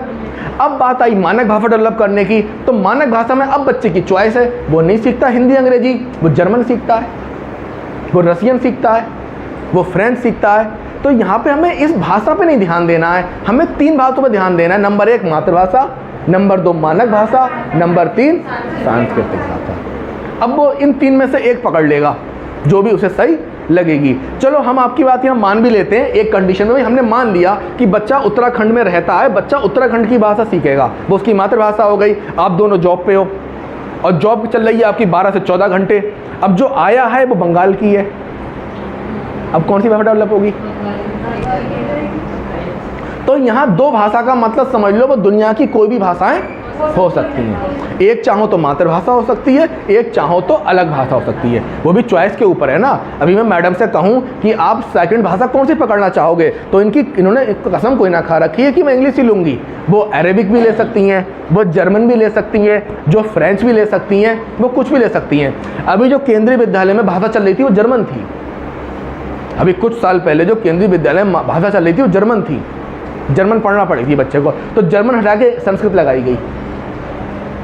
आया समझ में। तो बस हमें 3 बातें ध्यान रखना है, मातृभाषा, मानक भाषा और सांस्कृतिक भाषा, ठीक है। तो इस प्रकार से ये कह रहे हैं कि द्विभाषिक बच्चे, जो बच्चे 2 भाषाएं जानते हैं, चाहे वो मातृभाषा या अन्य भाषा हो गई। यहाँ तक क्लियर हो गया। 2 भाषिक बच्चे संज्ञानात्मक विकास, बच्चों का संज्ञानात्मक चिंतन, सौहार्द, सहिष्णुता, सामाजिकता में अधिक अच्छे होते हैं। ऐसे बच्चे जिनको 2 भाषाओं का ज्ञान होता है वो कैसे होते हैं, अच्छे होते हैं। किसमें, संज्ञानात्मक में। तो पहले तो संज्ञान का मतलब बताइए क्या है। हमारे मस्तिष्क में, दिमाग में जो चलो हमारे ध्यान में जैसे हमने कुछ देखा है, कुछ हो गया, एक बताओ, हाँ रचना बताओ। जैसे कहीं अभी हम आ रहे थे तो वहाँ पे एक्सीडेंट वगैरह या कुछ भी हो गया, तो आपने ऐसे पूछा वहाँ पे क्या होता, हमने देखा है तो हमारे संज्ञान में जो था वो देखा हुआ, मतलब ज्ञान में। देखो इस संज्ञान को समझो, एक है सा, ये क्या है, उपसर्ग जो कि सकारात्मक है, और दूसरा क्या है, आत्मक प्रत्यय। तो शब्द क्या बना, ज्ञान, मतलब बच्चे के ज्ञान। क्लियर हो गया, बच्चे के ज्ञान में। जैसा कि रचना ने कहा कि जब हम आए तो हमने पूछा रचना कोई एक्सीडेंट हुआ, तो इन्होंने कहा हाँ मेरे संज्ञान में है। मेरे संज्ञान में है, मतलब मेरे ज्ञान में है। तो उन बच्चों का ज्ञान क्या होता है? बेहतर। और संज्ञान का मतलब एक समझ भी होती है। ये कॉन्सेप्ट है प्याजे का, संज्ञान स्कीमा, आ रहा है याद? समझ की जड़ें समझना, ठीक है। संज्ञान, संज्ञानात्मक विकास का मतलब दो तरीके के बच्चे होते हैं, एक बात को बहुत जल्दी समझ जाते हैं और एक बात को देर में समझते हैं। जो दो भाषिक बच्चे, पहली बात तो यही है भैया कि जो बच्चा दो भाषाएं सीखेगा वो एक्स्ट्रा ऑर्डिनरी तो पहले से ही होगा, वो टैलेंटेड तो पहले से ही होगा। असल में वो टैलेंटेड नहीं होगा तो दो भाषाएं कौन सीखेगा? आप समझ रहे हो ना? दो भाषाएं बच्चा कौन सीखेगा? जो एक्स्ट्रा ऑर्डिनरी होगा, जो एक्स्ट्रा टैलेंटेड होगा। तो उसका तो संज्ञान विकास कैसा होगा? अच्छा होगा। इसका चिंतन भी अच्छा होगा, चिंतन तो करना ही पड़ेगा। जैसे वाटर को कहते हैं हिंदी में पानी और इंग्लिश में कहते हैं वाटर, सॉरी, पानी को हिंदी में पानी कहते हैं, इंग्लिश में क्या कहते हैं? वाटर। तो कुछ तो यार उसका चिंतन लेवल बढ़िया होगा तो सीखेगा। तो ये सौहार्द क्या होता है? भाईचारा। सौहार्द का मतलब ये होता है कि अभी ये है कि प्रियंका कह रही है तेज आवाज़ में साउंड मत बजाओ, मुझे प्रॉब्लम हो रही है, तो तुमने साउंड की आवाज़ कम कर दी। इसे कहते हैं सौहार्द, भाईचारा। या कहने का मतलब एक तरीके से ये दोनों शब्दों का एक ही मतलब है, सौहार्द और सहिष्णुता। जैसे ये एक लंच बॉक्स लाई, उसमें 4 रोटियां रखी हैं और लोग हैं 8, तो उसने 8 टुकड़े करके सबको क्या करे? बांट दिए। तो ये क्या हो गया? सौहार्द। और बेटा दया अलग चीज़ है। आप ये समझो कि अभी एक थाली रखी हुई है यहाँ पे, ठीक है? एक थाली रखी हुई है, उसमें क्या है? थाली में बहुत ज़्यादा खाना नहीं, थाली में खजूरें रखी हुई हैं या एप्पल के पीस रखे हैं। अब तुम कह रही हो हम नहीं खाएंगे क्योंकि जे जनरल के हैं, जे ओबीसी के हैं, जे पारसी हैं, जे जैनी हैं, जे ईसाई हैं, हम नहीं खाएंगे, ठीक है? तो एक आदमी क्या है? नहीं, हम सब भाई भाई हैं और हम सब मिलके खाएंगे। इसी को कहते हैं सौहार्द और इसी कहते हैं सहिष्णुता। इसी कहते हैं सौहार्द, इसी कहते हैं सहिष्णुता, ठीक है? क्लियर हो गया? जैसे आप लोगों एक ही बोतल से पानी पीते हो, एक ही तरीके से रहते हो, एक ही तरीके से घुल मिल के रहते हो, तो ये क्या है? सौहार्द। और तुम कहते हैं नहीं ये पारसी हैं, हम इनसे बात नहीं करेंगे, ये जो हैं ये दूसरे समुदाय के हैं, ये हम इससे बात नहीं करेंगे, ठीक है? ये चीज़ है। ये क्या होता है? कोई दिक्कत नहीं। जैसे जो हमारी प्रोफेसर थी वो पंडित थी, मैं मुस्लिम था, तो कई बार क्या होता था, वो मैं पानी जो है वो अपनी बोतल से पानी पी लो, तो मैं नहीं, थोड़ा मैं बचता था कि नहीं कल को ये ऐतराज़ ना करें, बोले आज से भी इससे कोई फ़र्क नहीं, मैं पंडित हूँ तो मुस्लिम हो, ऐसा कुछ नहीं है। क्योंकि उनके बीच क्या था? सौहार्द। यहाँ तक कि उनकी बोतल से पूरी क्लास पानी पीती थी, क्योंकि उनके पास क्या था? फिल्टर का पानी था, बढ़िया पानी था, बड़ी बोतल थी, जिसको मौका लगता था पानी पी लेते थे। जैसे हमारे यहाँ भी कभी यार बच्चे क्या करते थे, सर जी मैं पराठा लाया हूँ, खाना तो जरूर पड़ेगा, ला थोड़ा सा दे।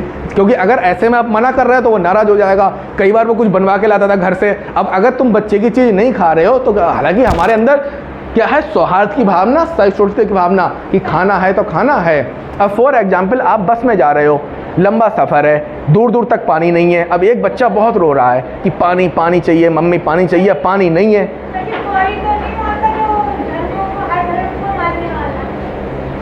तो अब पता लगा कि बच्चा कह रहा है कि पानी चाहिए। अब तुम्हें पता है कि बच्चे को पानी देंगे तो बोतल से तो पिएगा नहीं, मुंह लगा के पिएगा। तब तुमने उसे अपनी बोतल दे दी कि बेटा ये पकड़ बोतल, तू पानी पी ले। छोटा बच्चा दे दी। अब बच्चे ने मुंह में लगाया, पानी पी लिया, कोई दिक्कत नहीं। अब पता लगा आप रेगिस्तान में फंस गए और आपके पास कुछ है नहीं पीने के लिए, तो आपने वही पानी पिया। देखो मैं बताऊं, ज़िंदगी में हर चीज़ के पीछे वजह होती है। ये तुम लोग नहीं पढ़ाई करते हो, तुम लोग फेल हो जाते हो, तुम लोगों के नंबर कम आते हैं। क्यों? तुम्हारे पास खाने को खाना है, तुम्हारे पास पीने को पानी है, तुम्हारे पास खर्च करने को पैसा है। सोच के देखो, कोई बंदा रेगिस्तान में है और उसके पास पानी पीने को नहीं है, तो वो क्या पी सकता है? तुम सोच भी नहीं सकते वो पी सकता है, और वो पिया है। बियर ग्रिल्स, कभी जाना डिस्कवरी पे, वो बंदा जब रेगिस्तान में फंस जाता है तो वो चीज़ पीता है जिसके बारे में तुम सोच भी नहीं सकते। यूरिन सुना है ना? क्यों सुना है? क्योंकि वजह है, नहीं तो मर जाएगा। और असल में तुम्हारे पास वजह ही नहीं है। तुम्हें पता है कि अगर सीटेट नहीं होगा तो पापा खर्चा दे ही रहे हैं, 21 लाख दे के शादी कर देंगे। टेंशन क्या, जो शादी करेगा वो जाने, या जो मैरिड लोग हैं कोई दिक्कत नहीं। आप समझ रहे हो ना? वजह है, तुम्हारे पास वजह नहीं है। और वजह का खेल समझ गए? अभी मैं आपको सूखे चावल ला के दे दूँ, सिंपल, तब कहोगे इतने बुरे दिन थोड़ी ना है कि हम सूखे चावल खाएंगे। 4 दिन के भूखे हो, रेगिस्तान में फंसे हो, वही चावल खाओगे। क्यों? वजह, बस वजह नहीं है ना तुम्हारे पास। जिस दिन वजह आ गई, दिन प्रॉब्लम ख़त्म। और जॉब ले रहे हैं, कौन ले रहे हैं? जिनके पास वजह है वो जॉब ले रहे हैं। मैंने इलाहाबाद में देखा है, एक वो विशेष प्रकार का लुंगी टाइप का आता है, क्या होता है वो, तहमद कहते हैं, लुंगी कहते हैं, वो ऐसे बांध लेते हैं तहमद। स्टूडेंट क्या करता है, उसको बांध लेता है, पढ़ता है, और वो सत्तू चने और वो बूरा पता नहीं क्या खाता रहता है, खाना नहीं खाता है। जो उधर मेहनती लड़के हैं, क्योंकि खाना खाने में टाइम बर्बाद हो जाएगा, खाना खाने के बाद नींद बहुत अच्छी आएगी, आलस भी आ सकता है, तो वही बनियान पहना है, तहमद पहना है, पेड़ के नीचे बैठ के क्या कर रहा है, पढ़ रहा है, सत्तू खा रहा है, पसीना चूते हुए आ रहा है यहाँ बॉडी में, ठीक है। अब वो थक चुका, वही लुंगी खोली, बिछाई, उसको लेटा, सो गए। क्यों? उसके पास कपड़े ही नहीं है, खाने को कुछ नहीं है, वो क्यों चक्कर में पड़े। अब हो गया उसका सिलेक्शन, फिर तो चाहे वो XUV से घूमे या महिंद्रा थार से घूमे, क्या फ़र्क पड़ता है। असल में आपकी जो प्रॉब्लम है वो कुछ नहीं है, आप अपने दुश्मन खुद ही हो, आप अपने दुश्मन खुद ही हो। अभी अगर पैसा बर्बादी का नंबर आ जाए तो कोई नहीं चुकोगे, लेकिन अगर खुद पे काम करने का नंबर आ जाए तो टेंशन हो जाती है। मेरी एक शुरू से आदत रही है कि कभी भी मैंने एजुकेशन के क्षेत्र में पैसे को लेकर नहीं सोचा, और जिसका रिजल्ट आज तुम्हें दिख ही रहा है। तुम ही लोग तो मुझे 25,000 देते हो, तुम ही लोग तो मुझे 10,000 देते हो, मैं कोई ना मांगता पैसे दो, खुद आते हो, कहते हो पढ़ाओ। जैसे अब नाम नहीं लूँगा, इन्हीं की रिश्तेदार हैं, तो उन्होंने भी कहा कि सर पढ़ाओ, जे वो, मैंने साफ मना कर दिया, नहीं पढ़ाना, नहीं पढ़ाना, चाहे पैसे दो या एक्स्ट्रा दो। अभी के बीच की स्टूडेंट है सीटेट में, मेरे से बोली सर मैं 20,000 दे दूंगी, मेरा करा दो, कोई दिक्कत नहीं, दो। हमने कोई ना कहा तुम्हें 20,000 दो, वो खुद दे रही है, जबकि उधर दे रहे हैं। तो क्यों दे रहे हैं? क्योंकि एक लंबे समय तक खुद पे काम करा गया है। तो यहाँ पे ये चीज़ आ जाती। तो ये कह रहे हैं कि जो द्विभाषिक बच्चे होते हैं, उनका संज्ञानात्मक विकास, उनका चिंतन, उनका सौहार्द, भाईचारा और धर्म को लेकर जो बात अल्पना ने कही, सब भेदभाव ना मानना, सामाजिकता भी यही हो गई। ये तो सामाजिकता है कि पता लगा, लड़कों में समझो, देखो सिगरेट होती है एक और चारों लोग मिलके पी लेते हैं, इसे क्या कहते हैं, थोड़ी तू पी ले, थोड़ी तू पी ले, थोड़ी तू पी ले। और जब रोटी का एक ब्रेड का टुकड़ा मिलता है तो चारों लोग तोड़ के, तो ये क्या है, सामाजिकता। और अगर गुटखे का एक पौच लिया है तो उसको बांट के भी क्या करा, खा लिया। होता है नहीं होता है? कभी किया ट्राई? इसका मतलब इसको अगर, हाँ देखो, शेर तुरंत खाया था, मिलके खाया था। हाँ, सिगरेट नहीं मिलके बांट के पी गए, तो शिवानी को पता होगी।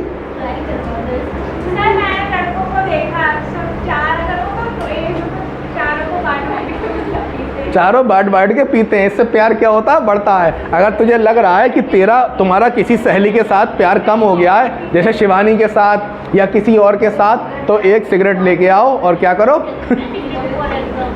फिलहाल मैं ऐसा नहीं कहता, ये सब बेकार की बातें, हंसी मजाक चल रहा है, ठीक है। शिक्षक की एक नियमावली है जिसमें स्पष्ट लिखा है, शिक्षक को अच्छे कपड़े पहनने चाहिए, सिगरेट से, तंबाकू से और इन सब चीज़ों से क्या करना चाहिए, दूर रहना चाहिए। वो कौन अच्छे शिक्षक होते हैं, ठीक है, ठीक है। जैसे हम इन सब चीज़ों से कैसे रहते हैं, बहुत दूर। ये बात आई ना, हाँ, कभी कुछ भी नहीं छूते। इसके बाद कह रहे हैं, एक से अधिक भाषाओं का प्रयोग, एक से अधिक भाषाओं का प्रयोग संज्ञानात्मक विकास में, ये असल में यही वाली बात है।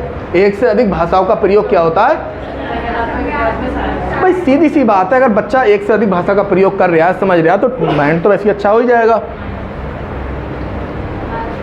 बालक में 2 या 2 से अधिक भाषाओं को समझने या बोलने की क्षमता हो सकती है, और बच्चे प्रारंभ से ही बहुभाषी होते हैं। इसको कोई उदाहरण देकर समझा दो कि बच्चे में बचपन से ही 2 भाषाओं को बोलने समझने की क्षमता होती है और वो बहुभाषी हो सकते हैं। बच्चा है तुम्हारा कक्षा 1 से 5 का, बताओ, बोलिए। सर जैसे कि मेरी आती थी जी, तो सर जैसे कि हम लोग तो हिंदी में बोलते हैं घर जी, वो स्कूल में जाती है तो उसके यहाँ CBSE बोर्ड से इंग्लिश ही बोली जाती है जी। तो सर उसके में 2 भाषा से, तो इसको मतलब आप कैसे सिद्ध करोगे कि बच्चा 2 या 2 से अधिक भाषाओं को समझने या बोलने की क्षमता हो सकती है? ये आपका जो आंसर है वो इसमें सेट नहीं हो रहा है। और बताओ, एग्जाम्पल दे के समझाओ।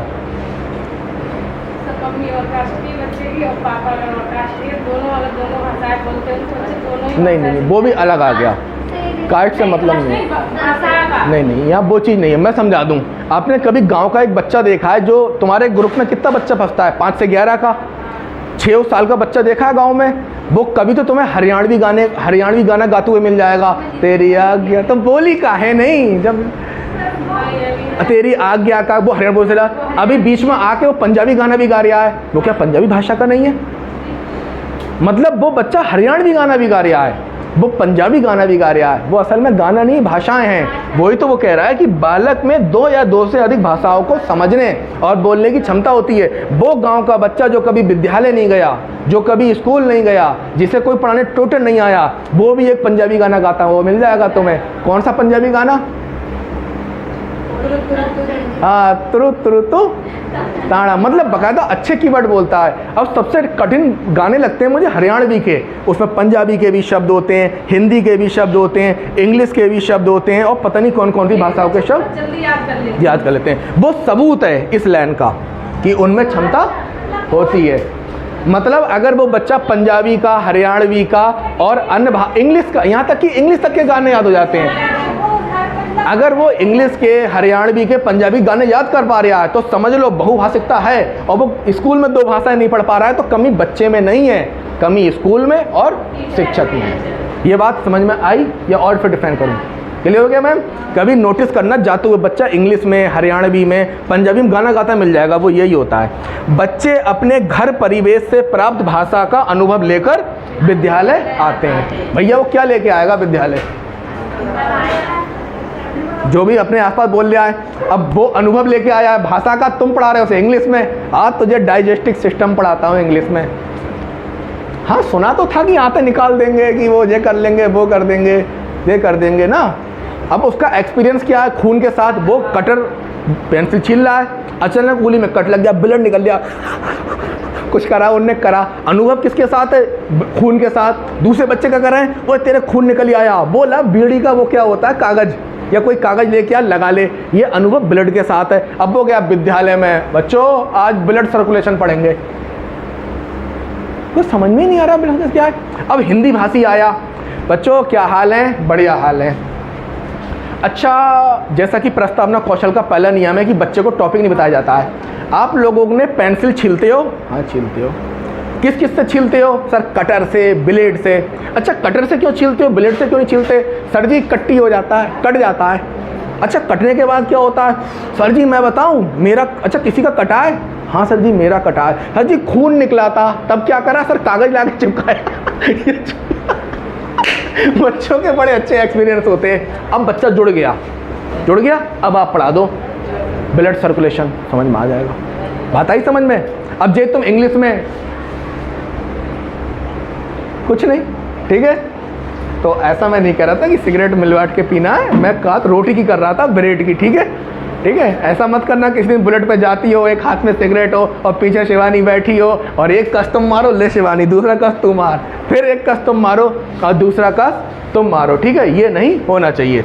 अब अगली बात ये कह रहे हैं कि बच्चे तो हो ही गया, बच्चे अपने घर परिवेश की प्राप्त भाषा का अनुभव लेकर कहाँ आते हैं? विद्यालय आते हैं। तो बच्चे की मातृभाषा का सम्मान करना चाहिए, उसको इज्जत देनी चाहिए। ओए जो घर पे बोलता है वो तो यहाँ नहीं बोलेगा। जैसे KVS में कुछ बच्चे कांशीराम कॉलोनी के थे, बड़ी अच्छी भाषा थी उनकी, सुनो तो सुनते रह जाओ, इतने बढ़िया शब्द बोलते थे, खुद शर्म आ जाती थी। अब हम भी क्या करें, कुछ कह तो सकते नहीं, क्योंकि KVS आपसे रिटर्न लेता है, ना मारोगे, ना गधा कहोगे, ना तेज आवाज में, और इतने गलत शब्द बोलते थे कि जो मैं आपको भी नहीं बता सकता कि वो कितने गलत शब्द। प्रियंका तो चक्कर में पड़ जाती अगर होती कि करूँ तो करूँ क्या। अब दूसरा बच्चा अधिकारी का बैठा है, उसने जाके मम्मी को बता दिया कि मम्मी वो ऐसे ऐसे कह रहा। अगले दिन आ गई मम्मी, आप क्या कर रहे हो, ऐसी असभ्य भाषा हमारे बच्चे सीख रहे हैं, दोस्ती तो तुम्हारे बच्चे ने करी है, मैं क्या करूँ बताओ। भाई मैं कहाँ से रोका जाए। अब वो गालियाँ सीख गया जो सीख गया, वो भी माँ बहन एक कर रहे हैं, वो भी माँ बहन की मतलब शुरुआत कर रहे हैं। तो यहाँ क्या करा जा सकता है? आप बच्चे को टेस्ट नहीं कर सकते ना मार सकते, ना कुछ कह सकते, समझा सकते हैं। अब आप तो कितना ही समझा लो विद्यालय में, घर जाके फिर वही कर रहा है, माँ जे वो। और वो कई बार तो ऐसा नहीं तुम्हें टीचर को गाली देता, वो बच्चा टीचर को भी देता है पर पीछे देता है। लेकिन अब उससे क्या करा जाए? मैं तो यही कहता हूँ कि कोई फायदा नहीं है। अगर बच्चा आपको गाली उली भी दे जाए तो कभी बुरा मत मानना, उससे बात करना, समझाना। कहीं पता लगा तुमने उसके और BSA साहब ने तुम्हें, क्योंकि गलती हमेशा किसकी होती है, ऐसा मान के चलें, ठीक है। बच्चे तो बच्चे ही हैं, हमें क्या करना। अब आ जाओ, अगर भाषा समझ के सीखी है। कैसे सीखी है? समझ के सीखी है। अब जब हिंदी तुम खूब बोलते हो, अब समझ के सीखना क्या होता है? ये कर्ता है, ये क्रिया है, ये कर्म है, ये निपात है, ये कंजक्शन है, ये प्रीपोजिशन है, ये इंटरजेक्शन है, ये नाउन है, ये एडवर्ब है। तो जब तुमने समझ के पढ़ी है, से सीखी है, तो बालक आसानी से दूसरी भाषा में अनुवाद कर सकते। क्लियर हो गया? अगर आपने कोई भी भाषा समझ के सीखी है तो ट्रांसलेशन में प्रॉब्लम नहीं होगी। इसको हम ऐसे भी कह सकते हैं कि संज्ञान के स्तर पर विकसित भाषा क्षमता।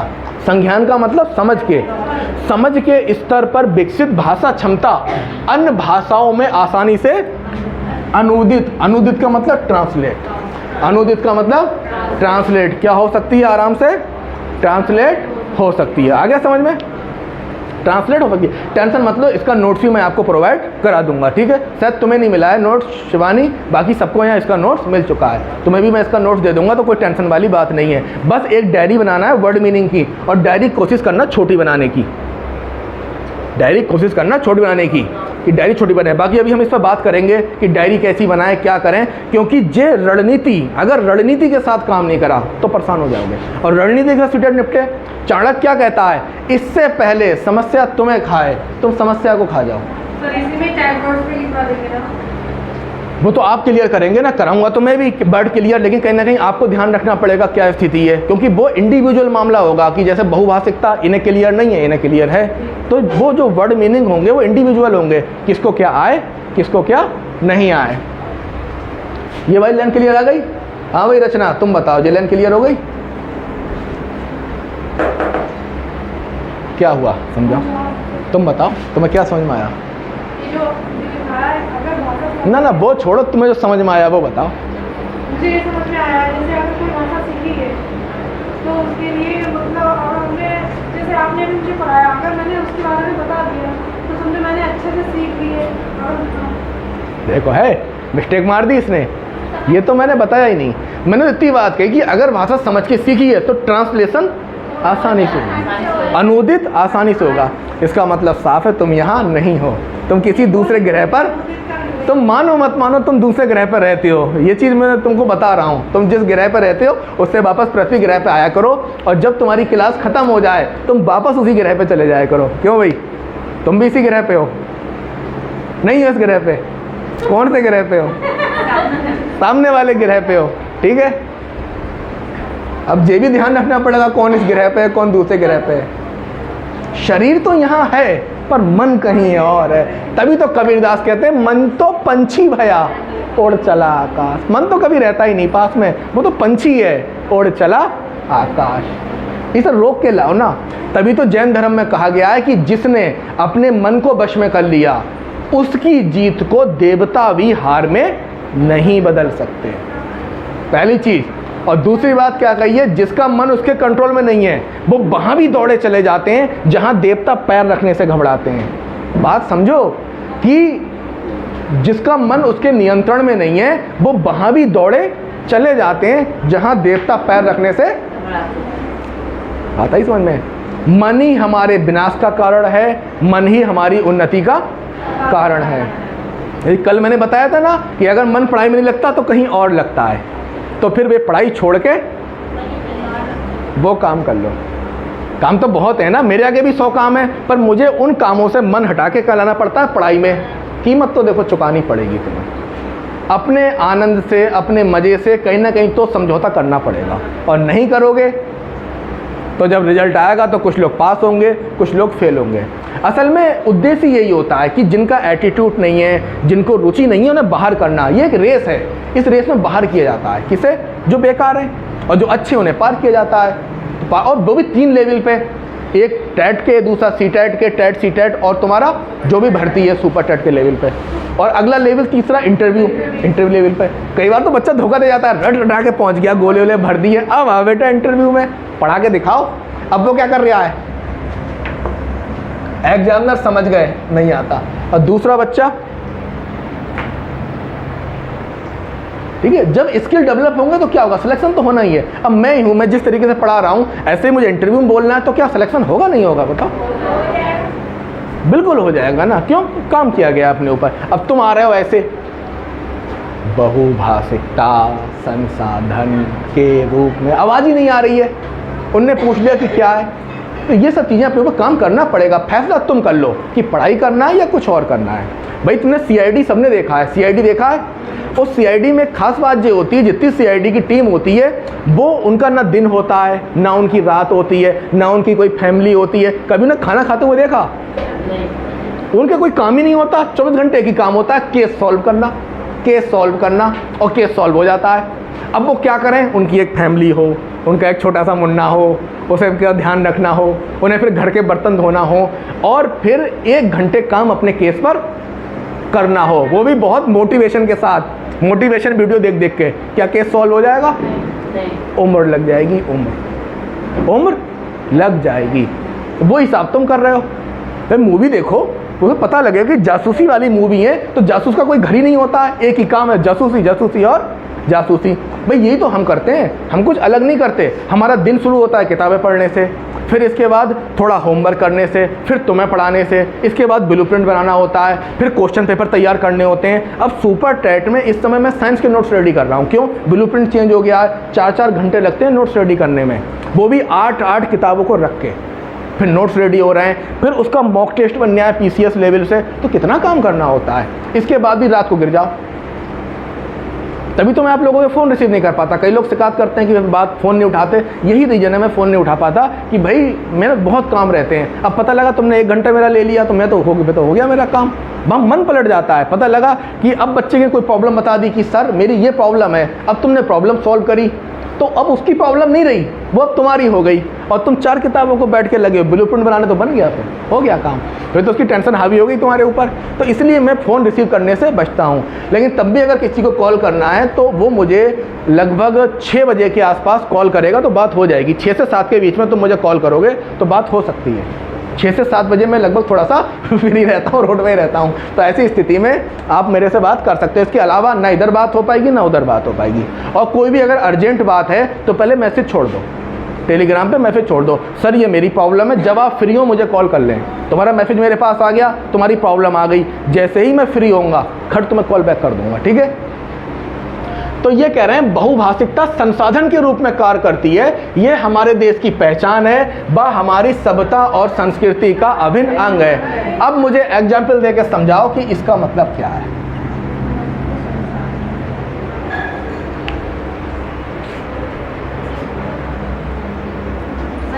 मतलब अलग अलग भाषा के बच्चे हैं, एग्जाम्पल देके बता दीजिए। मतलब वो एक दूसरे से बातें करेंगे तो उनका कल्चर, मतलब एक दूसरे का culture. Very good, number point 100% सटीक बैठा है। यहाँ सावित्री मैम का आंसर बिल्कुल सही है कि जब अलग अलग भाषा के बच्चे हैं तो वो आपस में मित्र होंगे, वो कम्युनिकेट करेंगे और उनका संज्ञान बढ़िया होगा। ब्रिटिश एकेडमी में यही तो होता है कि आपको वहाँ इंग्लिश का ही माहौल मिलता है, तो बच्चा इंग्लिश में ही बात करता है तो इंग्लिश बढ़िया हो जाती है। नंबर 1 ऑप्शन बिल्कुल सही। नंबर 2 कौन जोड़ेगा? ऐसे ही आंसर देना कतई सटीक। बोलो रिंका। दुर्गेश मैडम तुम्हें तो बहुत पढ़ाया है, तुम ही बता दो। अब भैया से कहना पड़ेगा एक नौकरानी लेके आए बहुत जल्दी, जो सुबह से शाम तक घर का काम देखें और आपको फ्री करें।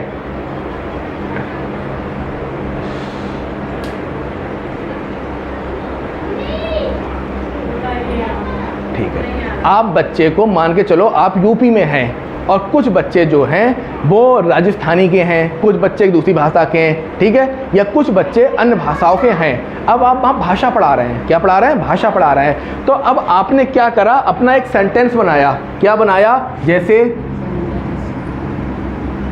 आरती पढ़ रही हैं। बच्चों इसका ट्रांसलेशन क्या होगा इंग्लिश में? आरती पढ़ रही हैं, तो किसी ने इसका ट्रांसलेशन कर दिया। अब एक बच्चा बैठा है बंगाली में, अरे बेटा इसको बंगाली में क्या कहेंगे? तो सब बच्चों कान खड़े हो गए कि आरती पढ़ रही है, इसका बंगाली में क्या होगा? तो बच्चे ने बताया सर बंगाली में ये होगा। अब एक बच्चा बैठा है पंजाबी का, बेटा पंजाबी में क्या कहेंगे? अब एक आया राजस्थानी का, सर जी मैं बताऊं राजस्थानी में से क्या कहेंगे? हाँ बताओ राजस्थानी में क्या कहेंगे? तो ये क्या होता है? बहुवचन संसाधन के रूप में काम करती है। अच्छा आपके यहाँ क्या खाया जाता है? जैसे यूपी का बच्चा है, सर शकरकंद खाया जाता है। अच्छा बेटा तुम्हारे यहाँ क्या होता है? सर होता तो शकरकंद की तरह है लेकिन उसे टैपिकोआ कहते हैं। अच्छा, तो उसे टैपी क्यों कहते हैं? अच्छा, कश्मीर का बच्चा बैठा है, तुम्हारे यहाँ मछली जो है कौन सी अच्छी मानी जाती है? सर सरसों के तेल में। अच्छा बेटा, और कौन कौन से तेलों में मछली बनती? सर नारियल के तेल में।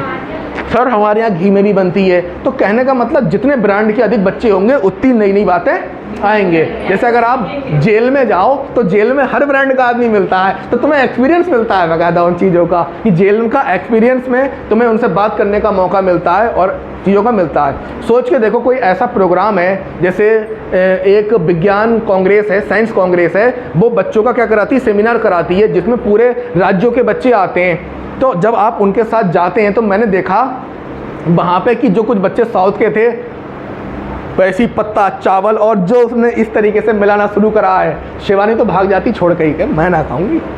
हमारे यहाँ खाना खाने का स्टाइल क्या आपको पता ही है, और वहाँ क्या है ये आप सीखते हैं। तो बहुभाषिकता कैसे काम करती है? संसाधन के रूप में। अब बताओ किसे समझ में नहीं आया? अलग अलग टीचर को इसको कठिनाई के रूप में नहीं लेना चाहिए, कतई नहीं, मजे के रूप में लेना चाहिए, मजे के रूप में। जैसे पेड़ है, अपने यहाँ लिप्टिस का पेड़ है। अच्छा बेटा, तुम्हारे राज्य में लिप्टिस को क्या कहते हैं? तुम्हारे राज्य में लिप्टिस को क्या कहते हैं? तो बच्चा अलग भाषा में पाएगा। जैसे मैंने कहा कि शकरकंद, उधर टैपिकोआ, ये डिफरेंट आ जाता है ना। जैसे अपने यहाँ रेता कहते हैं, पूर्वांचल में बालू कहते हैं। तो ये क्या है? अब समझ में आ गया? और डिप कराऊं? और ये हमारे देश की पहचान व हमारी सभ्यता संस्कृति का क्या है? अभिन्न अंग है। इसको कभी भी तोड़ा नहीं सकता। क्यों नहीं तोड़ा जा सकता? भैया देख रहे हो राज्य कितने हैं, पंजाब का पंजाबी, हरियाणा का हरियाणवी, बिखरे तारे लाख सही पर उनकी चमक तो एक सी है। ये पूरब हो या पश्चिम हो, फूलों की महक तो एक सी है। ठीक बात आए समझ में? हमारी ऐसी संस्कृति है जहाँ पे अनेक धर्म, भाई ईसाई भी हैं हमारे यहाँ, पारसी भी हैं, हिंदू भी हैं, मुस्लिम भी हैं, सिख भी हैं, ईसाई भी हैं, सारे धर्म हमारे यहाँ। तभी तो कहते हैं कि कोस कोस पर बदले बानी, चार कोस पर पानी। जब इतनी अधिक सांस्कृतिक विभिन्नताएं हैं तो भाई ये तो हमारा अभिन्न अंग है, यही तो नहीं छोड़ सकते। अब पता लगा आप उत्तराखंड की, आपकी पोस्टिंग हो गई जाके क्या नाम है महाराष्ट्र में, तो मराठी सामना करना पड़ेगा, आपको आएगी। इसके बाद देखो भाषा शिक्षक, भाषा शिक्षक को शिक्षक भाषा शिक्षण है यहाँ पे। भाषा शिक्षण को शिक्षक बहुभाषी संदर्भ में देखें। यही वाली बात जो मैंने कही थी, जब वो टीचिंग कराए तो एक सेंटेंस बोला आरती पढ़ रही हैं, तो क्या कर दे? अब तुम अपनी भाषा में बताओ, तुम अपनी भाषा में बताओ, तुम अपनी भाषा में बताओ। क्लियर? जो लोग वीडियो देखेंगे उन्हें तुम लोगों के नाम भी याद हो जाएंगे कि इतने इतने बंदे यहाँ पे पढ़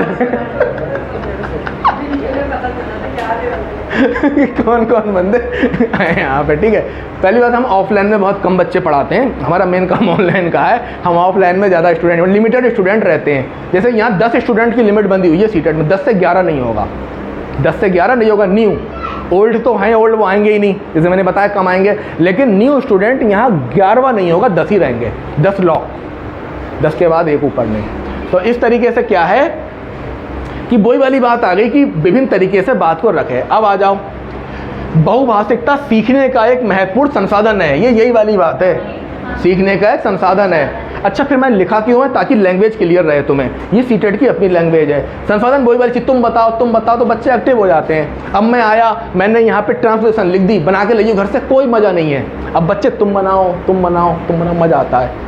यह संसाधन के रूप में कार्य करती है। रखा हुआ आंसर आएगा, ये रखा हुआ कि बहुभाषिकता एक संसाधन के रूप में कार्य करती है। रट लेना, याद कर लेना। यदि अलग अलग राज्यों के बच्चे एक विद्यालय में हैं, आ गई बात, अलग अलग राज्यों के बच्चे एक विद्यालय में, तो बहुभाषिकता अनमोल है। कैसी है?